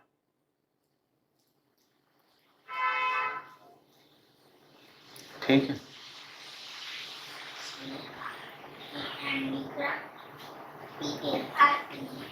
ज्ञानावस्था की इकाई दर्शन क्षमता संपन्न है। दर्शन व्यापक में अवस्थित जड़ चैतन्यात्मक प्रकृति के संदर्भ में है। यहाँ पे एक शब्द और जोड़ा है, व्यापक में अवस्थित, यानी सह अस्तित्व ही संपूर्ण दृश्य है इस अर्थ में। फिर लिखा है निर्भ्रम अवस्था में ही अनुभव ज्ञान व दर्शन पूर्ण होता है। निर्भ्रम अवस्था में ही अनुभव ज्ञान व दर्शन, ये दो चीजें बोली ना, अनुभव ज्ञान और दर्शन, ये दो चीजें पूर्ण होता है, यानी दर्शन पूर्ण होता है और अनुभव ज्ञान पूर्ण होता है। अनुभव ज्ञान पूर्ण होना ही अनुभूति की निरंतरता के रूप में है, और दर्शन पूर्ण होता है मतलब अब जानने को कुछ शेष नहीं बचा है। भौतिक क्रिया को समझ लिया, जीवन क्रिया को समझ लिया, अस्तित्व को समझ लिया, प्रकृति को समझ लिया, जीवन को समझ लिया, मानव को समझ लिया, अब जानने के लिए कुछ शेष नहीं बचा है, यानी दर्शन पूरा हो गया, जिसको कल्पनाशीलता का तृप्ति बिंदु कह रहे हैं। इसलिए निर्भ्रमता ही जागृति है, जागृति ही प्रबुद्धता है, प्रबुद्धता ही संप्रभुता है, संप्रभुता ही प्रभु सत्ता है, प्रभु सत्ता ही अखंड समाज सार्वभौम व्यवस्था है। तो सीक्वेंस क्या है कि पहले निर्भ्रमता होगी, निर्भ्रमता होगी तो विचार में जब वो अभिव्यक्त होगी तो प्रबुद्धता होगी, जब वो व्यवहार में आ जाएगी तो संप्रभुता हो जाएगी, और जब वो व्यवस्था में आ जाएगी तो प्रभु सत्ता हो जाएगी। तो प्रभु सत्ता ही अखंड समाज सार्वभौम व्यवस्था है। यदि मानव जाति के संदर्भ में देखें तो प्रभु सत्ता कब है? जब अखंड समाज सार्वभौम व्यवस्था, तभी प्रभु की सत्ता सिद्ध होती है, नहीं तो सिद्ध नहीं होती। और फिर लिखा है कि मानव के हिरास व विकास में प्रधानतः सहायक है, यानी कोई जीव जो है मानव के विकास और हिरास में सहायक नहीं, मानव ही मानव के, है ना, विकास। और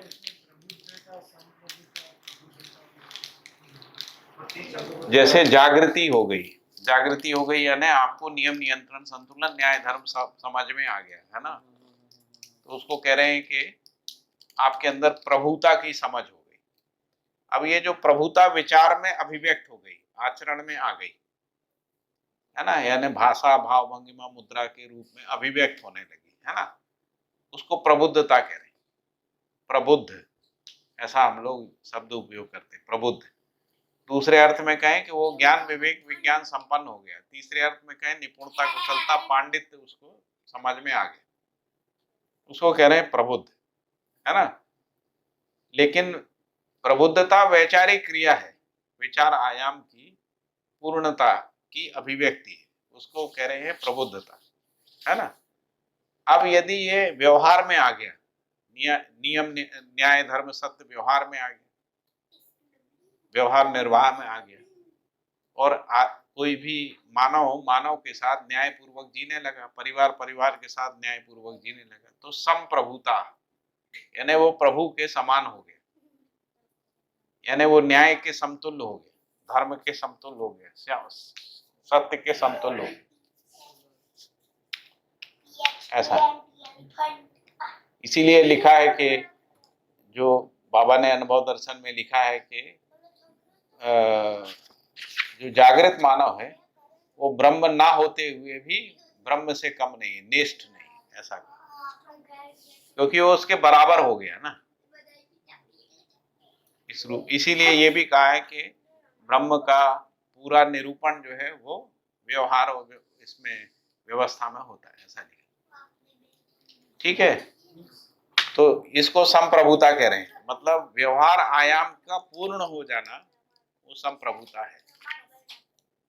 और जब ऐसा अखंड समाज जब सार्वभौम व्यवस्था के साथ भागीदारी करते हुए जीता है, यानी प्रकृति के अपने से कम विकसित जो प्रकृति है उसको नियंत्रण संतुलन और निश्चित आचरण में बनाए यानी संरक्षित करते हुए जीता है, जिसको सार्वभौम व्यवस्था कह रहे हैं, उस रूप में व्यवस्था में जीता है, उसको कह रहे हैं कि ये प्रभु सत्ता है।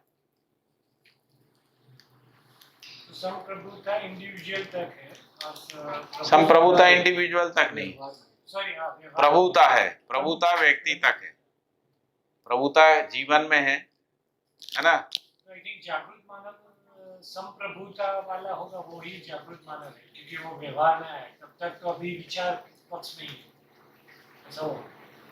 नहीं, जागृत मानव तो जो अनुभव संपन्न हो गया वो जागृत हो गया। Okay, अब वो जागृति की को प्रमाण है, मतलब यदि वो विचार में व्यक्त कर पा रहा है तो जागृति प्रमाणित होती है, व्यवहार में कर पा रहा है तो और ज्यादा प्रमाणित होती है, व्यवस्था में कर पा रहा है तो उससे ज्यादा प्रमाणित नहीं हो सकती, मैक्सिमम प्रमाण वहीं आता है, जिसको अपन कहें पूर्ण प्रमाण हो गया, है ना। ऐसा हो सकता है कि कोई जागृत उसको समझ और अनुभव में आ गए तो वो निरंतर नित्य सुख शांति वाला होगा, लेकिन उसके व्यवहार में यदि आप जागृत हो गए तो आप सुखी हो गए, प्रमाणित कर पाए तो शांति आएगी, प्रमाण परंपरा बनी तो संतोष आएगा, ऐसा। मतलब मैं समझ गया और मैं किसी को समझा नहीं पाया तो मेरे में शांति नहीं होगी, अशांति बनी रहेगी। अशांति मतलब हम कोई बहुत परेशान नहीं होंगे, लेकिन हमको ये तो अपने में लगे गए हम समझा नहीं पा रहे हैं, पूर्णता नहीं। हाँ, पूर्णता नहीं लगेगी, है ना। तो जब तक पूर्णता नहीं, जैसे मान लो आप को किसी मंच में खड़े होके बोलना है और आपको लगता है कि आपको जो बोलने का मुद्दा दिया वो आपको समझ में आता है, लेकिन आप उसको बोल नहीं पा रहे हैं, तो आप विचलित, परेशान हो जाएंगे, यानी अशांत हो जाएंगे, है ना, नहीं होंगे। आपको कोई चीज समझी है और आप उसको भाषा में नहीं बोल पा रहे हैं, शांत रहेंगे या अशांत होंगे?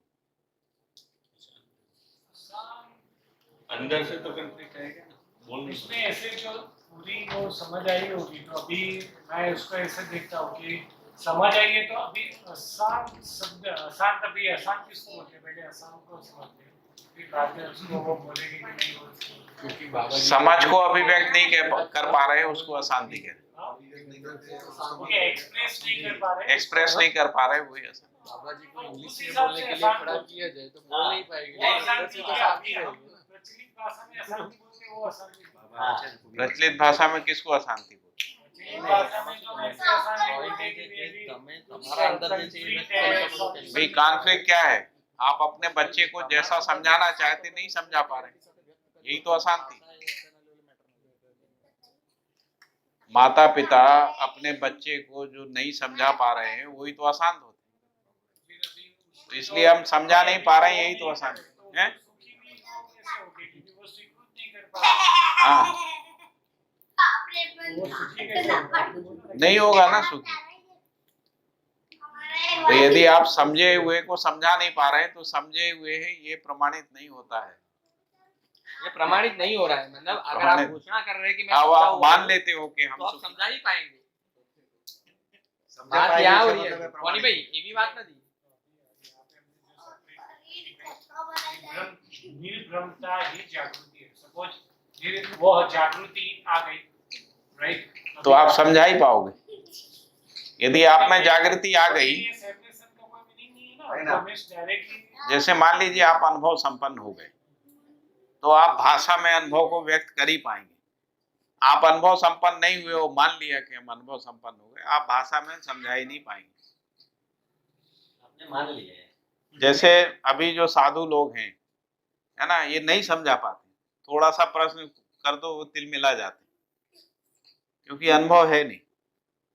अच्छा भैया, प्रश्न वहां नहीं है, वो समझ गए, वो खोलो फिर से।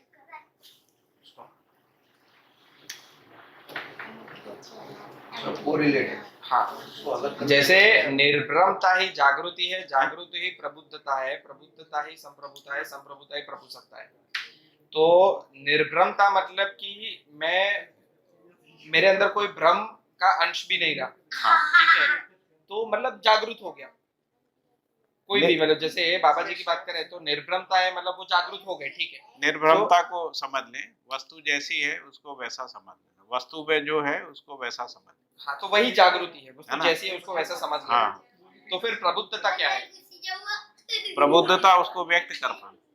हाँ, तो जैसे जो निर्भ्रम होगा वो प्रबुद्ध तो होगा ही, हो गई, इसीलिए तो लिखा है प्रबुद्धता ही संप्रभुता, संप्रभुता। और संप्रभुता क्या है?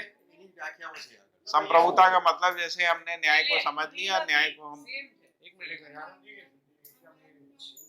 अभी इसका वही मीनिंग है कि निर्भ्रमता आई मीन्स जागृति आई, तो जागृति आएगी तो प्रबुद्धता ही है, प्रबुद्धता ही प्रभु, ये सब एक साथ ही है, ये सेपरेट नहीं, ये सब साथ में जैसे है। आपने न्याय को समझ लिया तो आप न्याय को समझा पाएंगे। यदि आपने समझा है और समझा पाते हैं तो न्याय में जी पाएंगे। जब आप न्याय में जी रहे हैं तो संप्रभु हैं। जब न्याय को समझा पा रहे हैं तो आप प्रबुद्ध हैं। न्याय को जब समझ लिया है तो अनुभव है। अनुभव मात्र कार्यक्रम नहीं है, ऐसा लिखा है बाबा जी।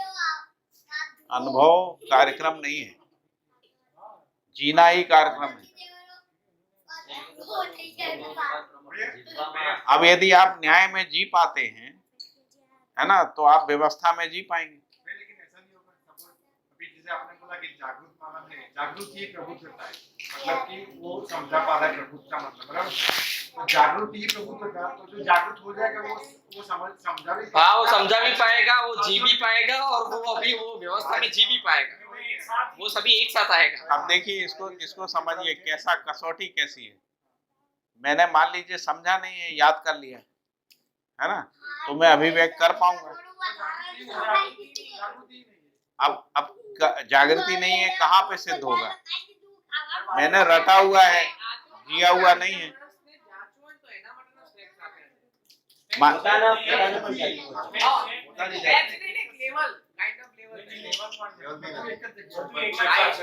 ક્વોલિફિકેશન કમ્સ બાય ઇટસેલ્ફ નિર્ભ્રમ અને સાદી ભાષામાં જે આપણો અજ્ઞાન હટી જાય, પૂર્ણ ન્યાયમાં આપણે જ્ઞાન થઈ જાય। इसको दोनों तरफ से देखने से समझ में आता है। સમજાવી શકું, નહીં તો નહીં સમજાવી શકું। मतलब एक तो जागृति के अर्थ में, एक अजागृत आदमी क्या એને कर सकता પછી રટવાની એ જરૂર નથી, ભોગવાની એ જરૂર નથી। है। जैसे मान लीजिए मैंने किताबें पढ़ ली, रट लिया, है ना, मेमोरी में रहता है।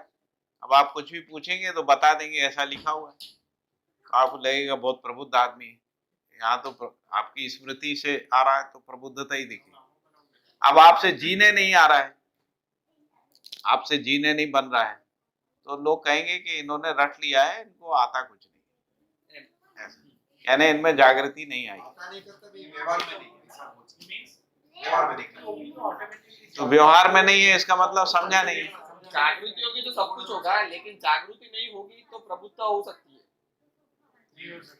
अच्छा, प्रबुद्धता अभी मतलब समझा तो सकते हैं यार किसी को, लेकिन आप जीने में प्रमाणित नहीं कर पाएंगे, जीने में प्रमाणित नहीं कर पाएंगे। अच्छा, इसमें भी एक स्टेप और भी है तो हिमांशु भाई, एक स्टेप और है। अब मान लीजिए मैंने नकल भी कर ली व्यवहार की।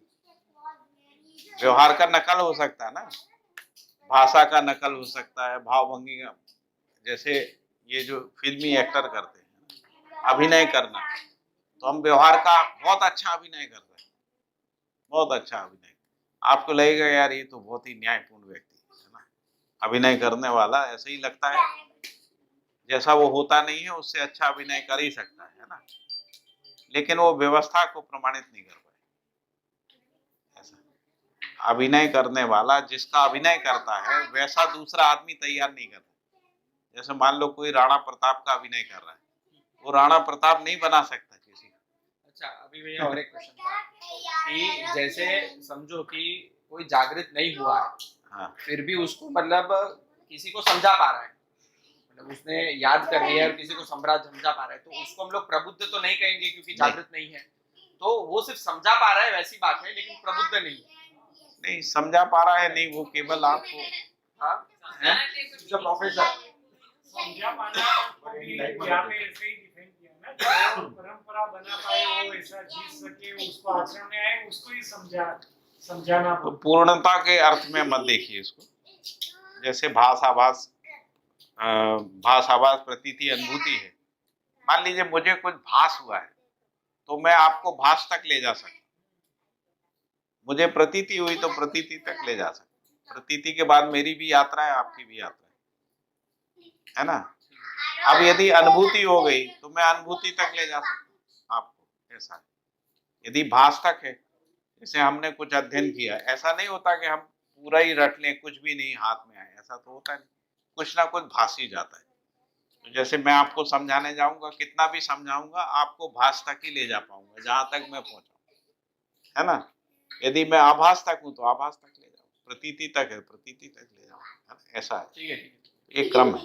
वैसे ही क्रिया में भी है, जहां तक हमने विश्लेषण किया है उतना ही विश्लेषण हम आपको बता पाएंगे, उससे अधिक विश्लेषण हम बता नहीं। समझ से अधिक अभिव्यक्ति नहीं है ना, आपने जितना समझा उतना ही अभिव्यक्त कर सकते, समझ से ज्यादा भाषा भी नहीं। बराबर है, परफेक्ट। प्रबोधक प्रबोधक अच्छा है तो आगे वाला प्रबोधक का परिभाषा पढ़ने के बाद लगता है कि प्रबोधक नहीं है अभी। नहीं, प्रबोधक भी एक्चुअली होता है ना, वो दूसरे सामने वाले का भी कल्याण करता है। हाँ, वो जागरूक आदमी हो जा सकता है। तो अभी मतलब जैसे मैं अपना स्थिति देखता हूं तो मैं प्रबोधक नहीं हूं, अध्येयता हूं, ऐसा है। मतलब पठन से आगे आ गए हैं, अध्ययन के क्रम में है, इसलिए व्यापकता में, सार्वभौमिकता में चीजों को समझ पा रहे हैं, तो इसलिए अध्ययन अध्येयता के रूप में। अब इसमें जो बोध तक नहीं ले जा पा रहे हैं, लेकिन भास आभास तक तो होता ही है, मतलब भाषित होने लगती है जो रियलिटी है, जो भी हम आपके सामने प्रस्तुत होते हैं इसमें कुछ भास आभास होने लगती है, जो स्थितिपूर्ण सत्ताएं हैं उनका भास आभास है।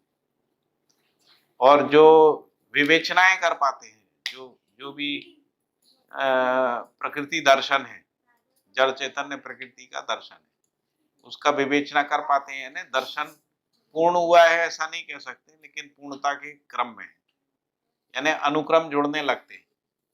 तो जैसे मान लीजिए मेरे कोई चीज में 100 अनुक्रम है, 100 चीजों से जोड़ के कोई बात पूरी होती है, तो मान लीजिए मैंने 60 तक अनुक्रम जोड़ लिए और आपके 5 तक हैं, तो 5 से 10, 10 से 15 ऐसे सीक्वेंस आपको जुड़ते हुए दिखते हैं, और इसीलिए उत्साह बना रहता है आपका, है ना।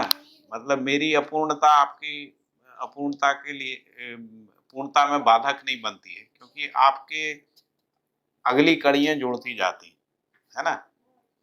और ये भी होता है कि कई बार समझाते समझाते मेरी जो रुकी कड़ी है वो बढ़ जाती, एक स्टेप आगे हम बढ़ जाते समझाते हुए, ऐसा।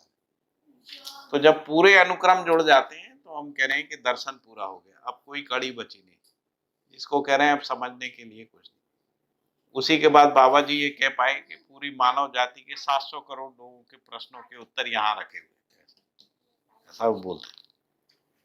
तो जैसे अभी जो भी हम लोग प्रबोधक के रूप में हम लोग जाने जाते हैं सब, तो हम लोगों के अंदर भी बहुत सारे प्रश्नों के उत्तर तो आ ही गए, ऐसा नहीं है कि हम एकदम ब्लैंक हैं, ये केवल रिपीटिटिव एक्शन करते हैं ऐसा नहीं है, है ना। कुछ तो समझा ही पा रहे हैं, इसलिए सहायक है, ऐसा हम कहते हैं। उस अर्थ में मैंने ये कहा कि मैं अपनी स्थिति को अध्येयता के रूप में मानता हूं। पठन से एक स्टेप आगे आ गया, है ना।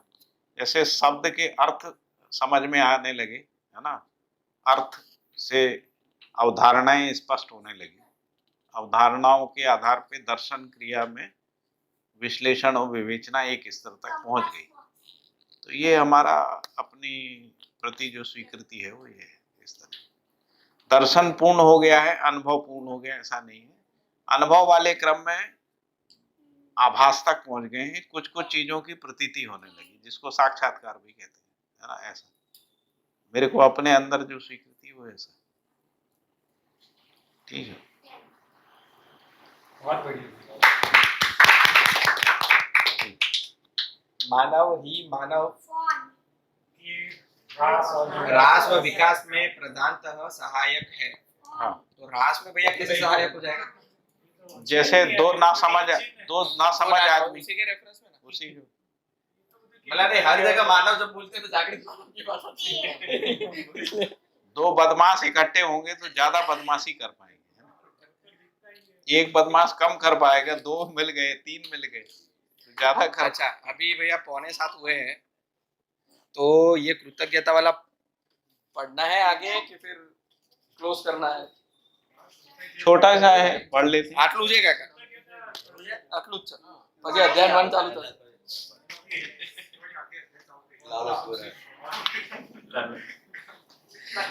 तो कृतज्ञता, तो बाबा जी ये कह रहे हैं कि ये सब करने के बाद वो कह रहे हैं कि वो कृतज्ञता भी व्यक्त कर रहे हैं। वो किस कृतज्ञता के बारे में उन्होंने लिखा है कि मैं उन सभी सुपथ प्रदर्शकों के प्रति कृतज्ञ हूँ। मतलब बाबा जी ऐसा मान रहे हैं कि कोई लोग ऐसे हैं जो सुपथ, जिन्होंने सही पथ को मतलब जागृति के पथ दिखाया है ना, सही उनके प्रति कृतज्ञ हूँ। जिनसे, फिर आगे लिख रहे हैं कि जिनसे आज भी यथार्थता के स्रोत जीवित हैं। मतलब कहीं ना कहीं परंपरा में यथार्थता के स्रोत बने हुए हैं। जैसे परिवार बना है, समाज बना है, राष्ट्र बना ही हुआ है, नीति नियम ये सब भाषा के रूप में तो बने हुए हैं ना। भाषा के रूप में भी उनकी अर्थवत्ता भी बनी हुई है। उस अर्थवत्ता से कोई वस्तु संकेतित तो हो ही रही है। तो इसलिए वो कह रहे हैं यथार्थता के स्रोत जीवित हैं।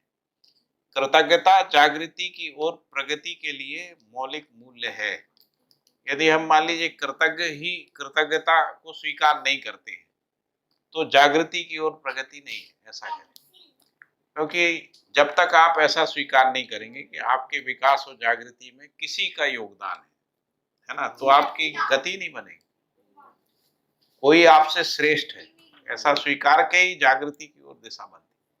जैसे हम बाबा जी का अध्ययन कर रहे हैं तो श्रेष्ठता की स्वीकार है, इसीलिए अध्ययन कर पाते हैं। यदि मान लीजिए हमको ये स्वीकार हो जाए कि ये तो कुछ नहीं है, फिर हम इसको नहीं पढ़ेंगे, है ना। इसलिए कृतज्ञता के लिए लिखा है। कृतज्ञता का मतलब होता है मेरे विकास में, मेरी जागृति में किसी का योगदान है, मेरे परिवार के विकास और जागृति में किसी का योगदान है, समाज के विकास और जागृति में किसी का योगदान है। इसकी स्वीकृति, उसी को अपन कृतज्ञता या सेंस ऑफ ग्रेटिट्यूड बोलते हैं ना।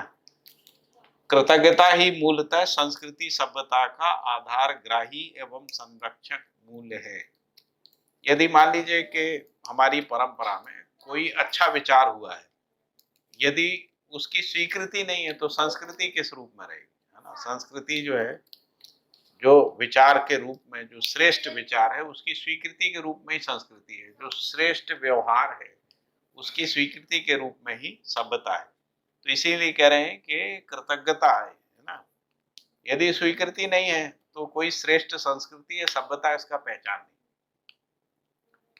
और यदि श्रेष्ठता का पहचान नहीं तो संस्कृति सभ्यता का पहचान नहीं। इसीलिए कहा कि कृतज्ञता ही मूलतः आधारग्राही एवं संरक्षक मूल्य है। जो कृतज्ञ नहीं है, जिनमें कोई कृतज्ञता नहीं है, वह मानव संस्कृति सभ्यता का वाहक बनने का प्रमाण प्रस्तुत नहीं कर सकता है ना। क्योंकि हर बच्चे के विकास और जागृति में उनके माता पिता का योगदान होता ही है, ऐसा कोई नहीं होता। उनके परिवार के अन्य सदस्यों का योगदान होता है, उनके परिवार के विकास और जागृति में समाज का योगदान भी रहता है ना। तो इस प्रकार से जो कृतज्ञ नहीं है, मतलब जो कृतज्ञ है, कृतज्ञ का मतलब जब कोई आदमी ऐसा स्वीकारता है कि मेरे लिए किसी ने कुछ नहीं किया, ऐसा वो कृतज्ञता है, उसी को कह रहे हैं जो कृतज्ञ नहीं है। तो जो कृतज्ञ नहीं है वह मानव संस्कृति सभ्यता का वाहक बनने का प्रमाण प्रस्तुत नहीं कर सकते। यानी आप में भी संस्कृति सभ्यता की वाहकता तभी आती है जब आप किसी के प्रति ग्रेटिट्यूड है, जब आपने किसी को स्वीकार किया है कि हमसे श्रेष्ठ है। जो मानव संस्कृति सभ्यता का वहन नहीं करेगा वह विधि और व्यवस्था का पालन नहीं करेगा। बिल्कुल एक दूसरे से कड़ी जुड़ी हुई संस्कृति सभ्यता विधि व्यवस्था परस्पर पूरक हैं, क्योंकि संस्कृति ही सभ्यता में, सभ्यता ही विधि व्यवस्था में इस रूप में होती है ना। संस्कृति और सभ्यता ये दोनों चीजें मिला के परिवार, ये समाज रचना क्रम है। यदि संस्कृति सभ्यता है तो समाज रचना होती है, और विधि व्यवस्था है तो निर्णय क्रम होता है, जिसको हम लोग कहते हैं निर्णय विधि पूर्वक होता है, जिसको हम लोग परिवार मूलक स्वराज व्यवस्था में विधि व्यवस्था का मतलब परिवार सभा से विश्व परिवार तक निर्णय की विधि, उसको कह रहे हैं विधि व्यवस्था, है ना, विधि पूर्वक व्यवस्था। और समाज रचना यानी परिवार से विश्व परिवार तक जो रचना क्रम है। पहले हम परिवार के रूप में एक हो गए, फिर परिवार समूह के रूप में एक हो गए, फिर ग्राम के रूप में एक हो गए। तो ये जो परिवार से विश्व परिवार तक एकत्व को प्राप्त कर लेना है ना, यही समाज रचना क्रम है। ये समाज रचना क्रम संस्कृति सभ्यता पूर्वक होता है ना। यदि संस्कृति सभ्यता नहीं है तो हम एक संबंध में भी एक नहीं हो पाते, पति पत्नी एक नहीं हो पाते, भाई बहन एक नहीं हो पाते, माता पिता पुत्र पुत्री एक नहीं हो पाते। तो ये जो एक नहीं हो पाना जो है ना, उसका मूल कारण है हमारे अंदर ग्रेटिट्यूड नहीं है, कृतज्ञता नहीं है, यानी संस्कृति सभ्यता नहीं। क्योंकि एक भी ऐसी इकाई नहीं है अस्तित्व में जिसके विकास और जागृति में दूसरी इकाइयों का योगदान नहीं। जैसे परमाणु के अंदर जो विकास है उसमें दूसरी इकाइयों का भी योगदान है ना। जैसे जो भी शरीर के अंदर जैसे हृदय काम करता है ना, हृदय को काम करते रहने के लिए शरीर के बाकी जो अंग अवयव हैं उनका भी योगदान होता है, तभी हृदय सामान्य रूप से काम कर पाता है। शरीर का एक एक अंग, आंख इसलिए सामान्य रूप से काम कर पाती है क्योंकि ब्रेन उसमें सहयोग करता है, रस रसायन सहयोग करते हैं। जैसे मान लो आपको शुगर बढ़ जाए तो आंख नहीं देख पाएगी, इसका मतलब है कि शुगर शक्कर जो है अपने अंदर शरीर में, वो भी आपके देखने की क्रिया में सहायक है। क्योंकि यदि शुगर बढ़ती है तो धुंधला दिखने लगता है, ज्यादा शुगर बढ़ जाए तो अंधे हो जाते हैं, ब्लाइंडनेस आ जाती है ना। तो हम कहेंगे भाई ये तो शक्कर है, शक्कर का क्या योगदान है, आंख की क्रिया अलग है शक्कर, तो आंख की क्रिया भी, शुगर का क्रिया भी आंख की क्रिया में भागीदारी कर रही, तभी आंख देख पा रही है ना। तो इसलिए अस्तित्व में संपूर्ण क्रियाएं एक दूसरे की परस्परता और पूरकता में है ना। इसको पहचानना ही कृतज्ञता है ना। तो इसीलिए जैसे अपन ने शरीर क्रिया में देखा, ऐसे ही मानव के क्रियाकलाप में देखते हैं। क्योंकि बच्चों के विकास में, बच्चों को जन्म लेने से लेकर उनके विकास और जागृति में माता पिता भाई बहन बुजुर्गों का योगदान रहता ही है। यदि ये स्वीकार होता है तो सभ्यता संस्कृति के वाहक हम बन सकते हैं, है ना, ऐसा कहें। फिर लिखा है कि इसके बिना, यानी संस्कृति सभ्यता विधि व्यवस्था परस्पर पूरक हुए बिना अखंड समाज तथा सामाजिकता का निर्धारण संभव नहीं है। ये चारों चीजें चाहिए है ना, तभी हो पाएगी। अस्तु, कृतज्ञता के बिना गौरवता, यदि हम किसी के प्रति कृतज्ञ नहीं होते तो गौरवता नहीं आएगी, गौरवता नहीं होगी तो सरलता नहीं आएगी, है ना, अहंकार बना रहेगा। यदि हम ये मानते हैं कि हमको ही सब कुछ आता है, दूसरे को कुछ नहीं आता, तो अहंकार होगा, सरल नहीं हो सकते, है ना। फिर कहा कि सरलता, गौरवता के बिना सरलता और सरलता के बिना सहअस्तित्व। यदि हम सरल होंगे तो हम बात कर पाएंगे, सरल होंगे तो हम साथ साथ जी पाएंगे, साथ साथ पढ़ पाएंगे, साथ साथ काम कर पाएंगे। यदि हमारे अंदर अहंकार है तो हम साथ साथ जी नहीं सकते, साथ साथ काम नहीं कर सकते, है ना, साथ साथ संवाद भी नहीं कर सकते। यदि दो लोगों में अहंकार आ जाए, किसी एक में भी आ जाए तो संवाद रुक जाता है, फिर वो आक्रोश में जाता है, विरोध में जाता है ना, ऐसा।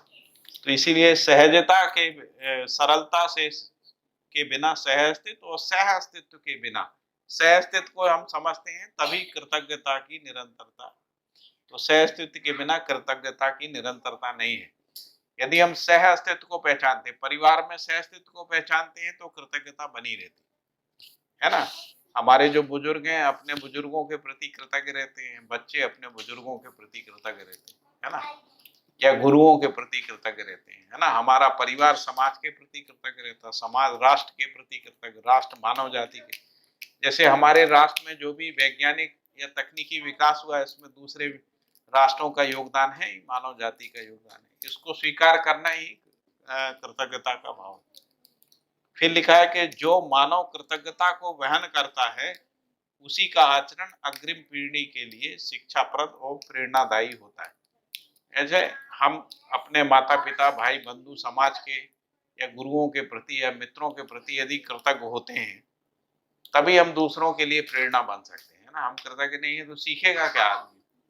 कृतज्ञता कोई सीखने की चीज ही नहीं है ना, कृतज्ञता से संस्कृति सभ्यता तो आती नहीं। तो इसलिए लिखा है कि जो कृतज्ञता को वहन करता है, यानी स्वीकार करता है इस बात को कि मेरे विकास और जागृति में मेरे का भी विस्तार है, अपनत्व का विस्तार। जब हम मेरा कह रहे हैं तो व्यक्ति के रूप में कह रहे हैं, जब मेरा परिवार कहते हैं तो मेरे का विस्तार हुआ है, मेरा परिवार। जब हम मेरा समाज कहते हैं तो समाज के रूप में, यानी 10-20 परिवार, 50-100 परिवार मिलके, है ना, अपनत्व के विस्तार के रूप में ही जो है चेतना का विकास होता है, अपनत्व के। तो इसीलिए कह रहे हैं कि जो मानव कृतज्ञता को वहन करता है उसी का आचरण अग्रिम पीढ़ी के लिए शिक्षाप्रद और प्रेरणाग्राही है। यह मानवीयता में ही सफल होता है, अमानवीयता में होता नहीं। अमानवीयता में स्पर्धा होती है, कृतज्ञता होती है, शिकायत होती है ना, एक दूसरे के प्रति शिकायत होती है, एक दूसरे के प्रति द्वेष भाव रहता है। इसलिए मानवीयता में ही सफल होता है। जिस विधि से भी चेतना विकास मूल्य शिक्षा के लिए सहज सहायता, जिस विधि से भी चेतना विकास मूल्य शिक्षा के लिए सहज सहायता मिला हो, उन सभी के लिए कृतज्ञता है। फिर लिखा है ज्ञानात्मनो विजयते, है ना, ज्ञान आत्माएं जो होती हैं वो विजय यानी सफल ही होती हैं। ये नागराज, ये सूत्र बहुत अच्छा है। कृतज्ञता के बिना गौरवता, गौरवता के बिना सरलता, सरलता के बिना सहजता, सहजता के बिना सह अस्तित्व, है ना, और सह अस्तित्व के बिना कृतज्ञता की निरंतरता नहीं है।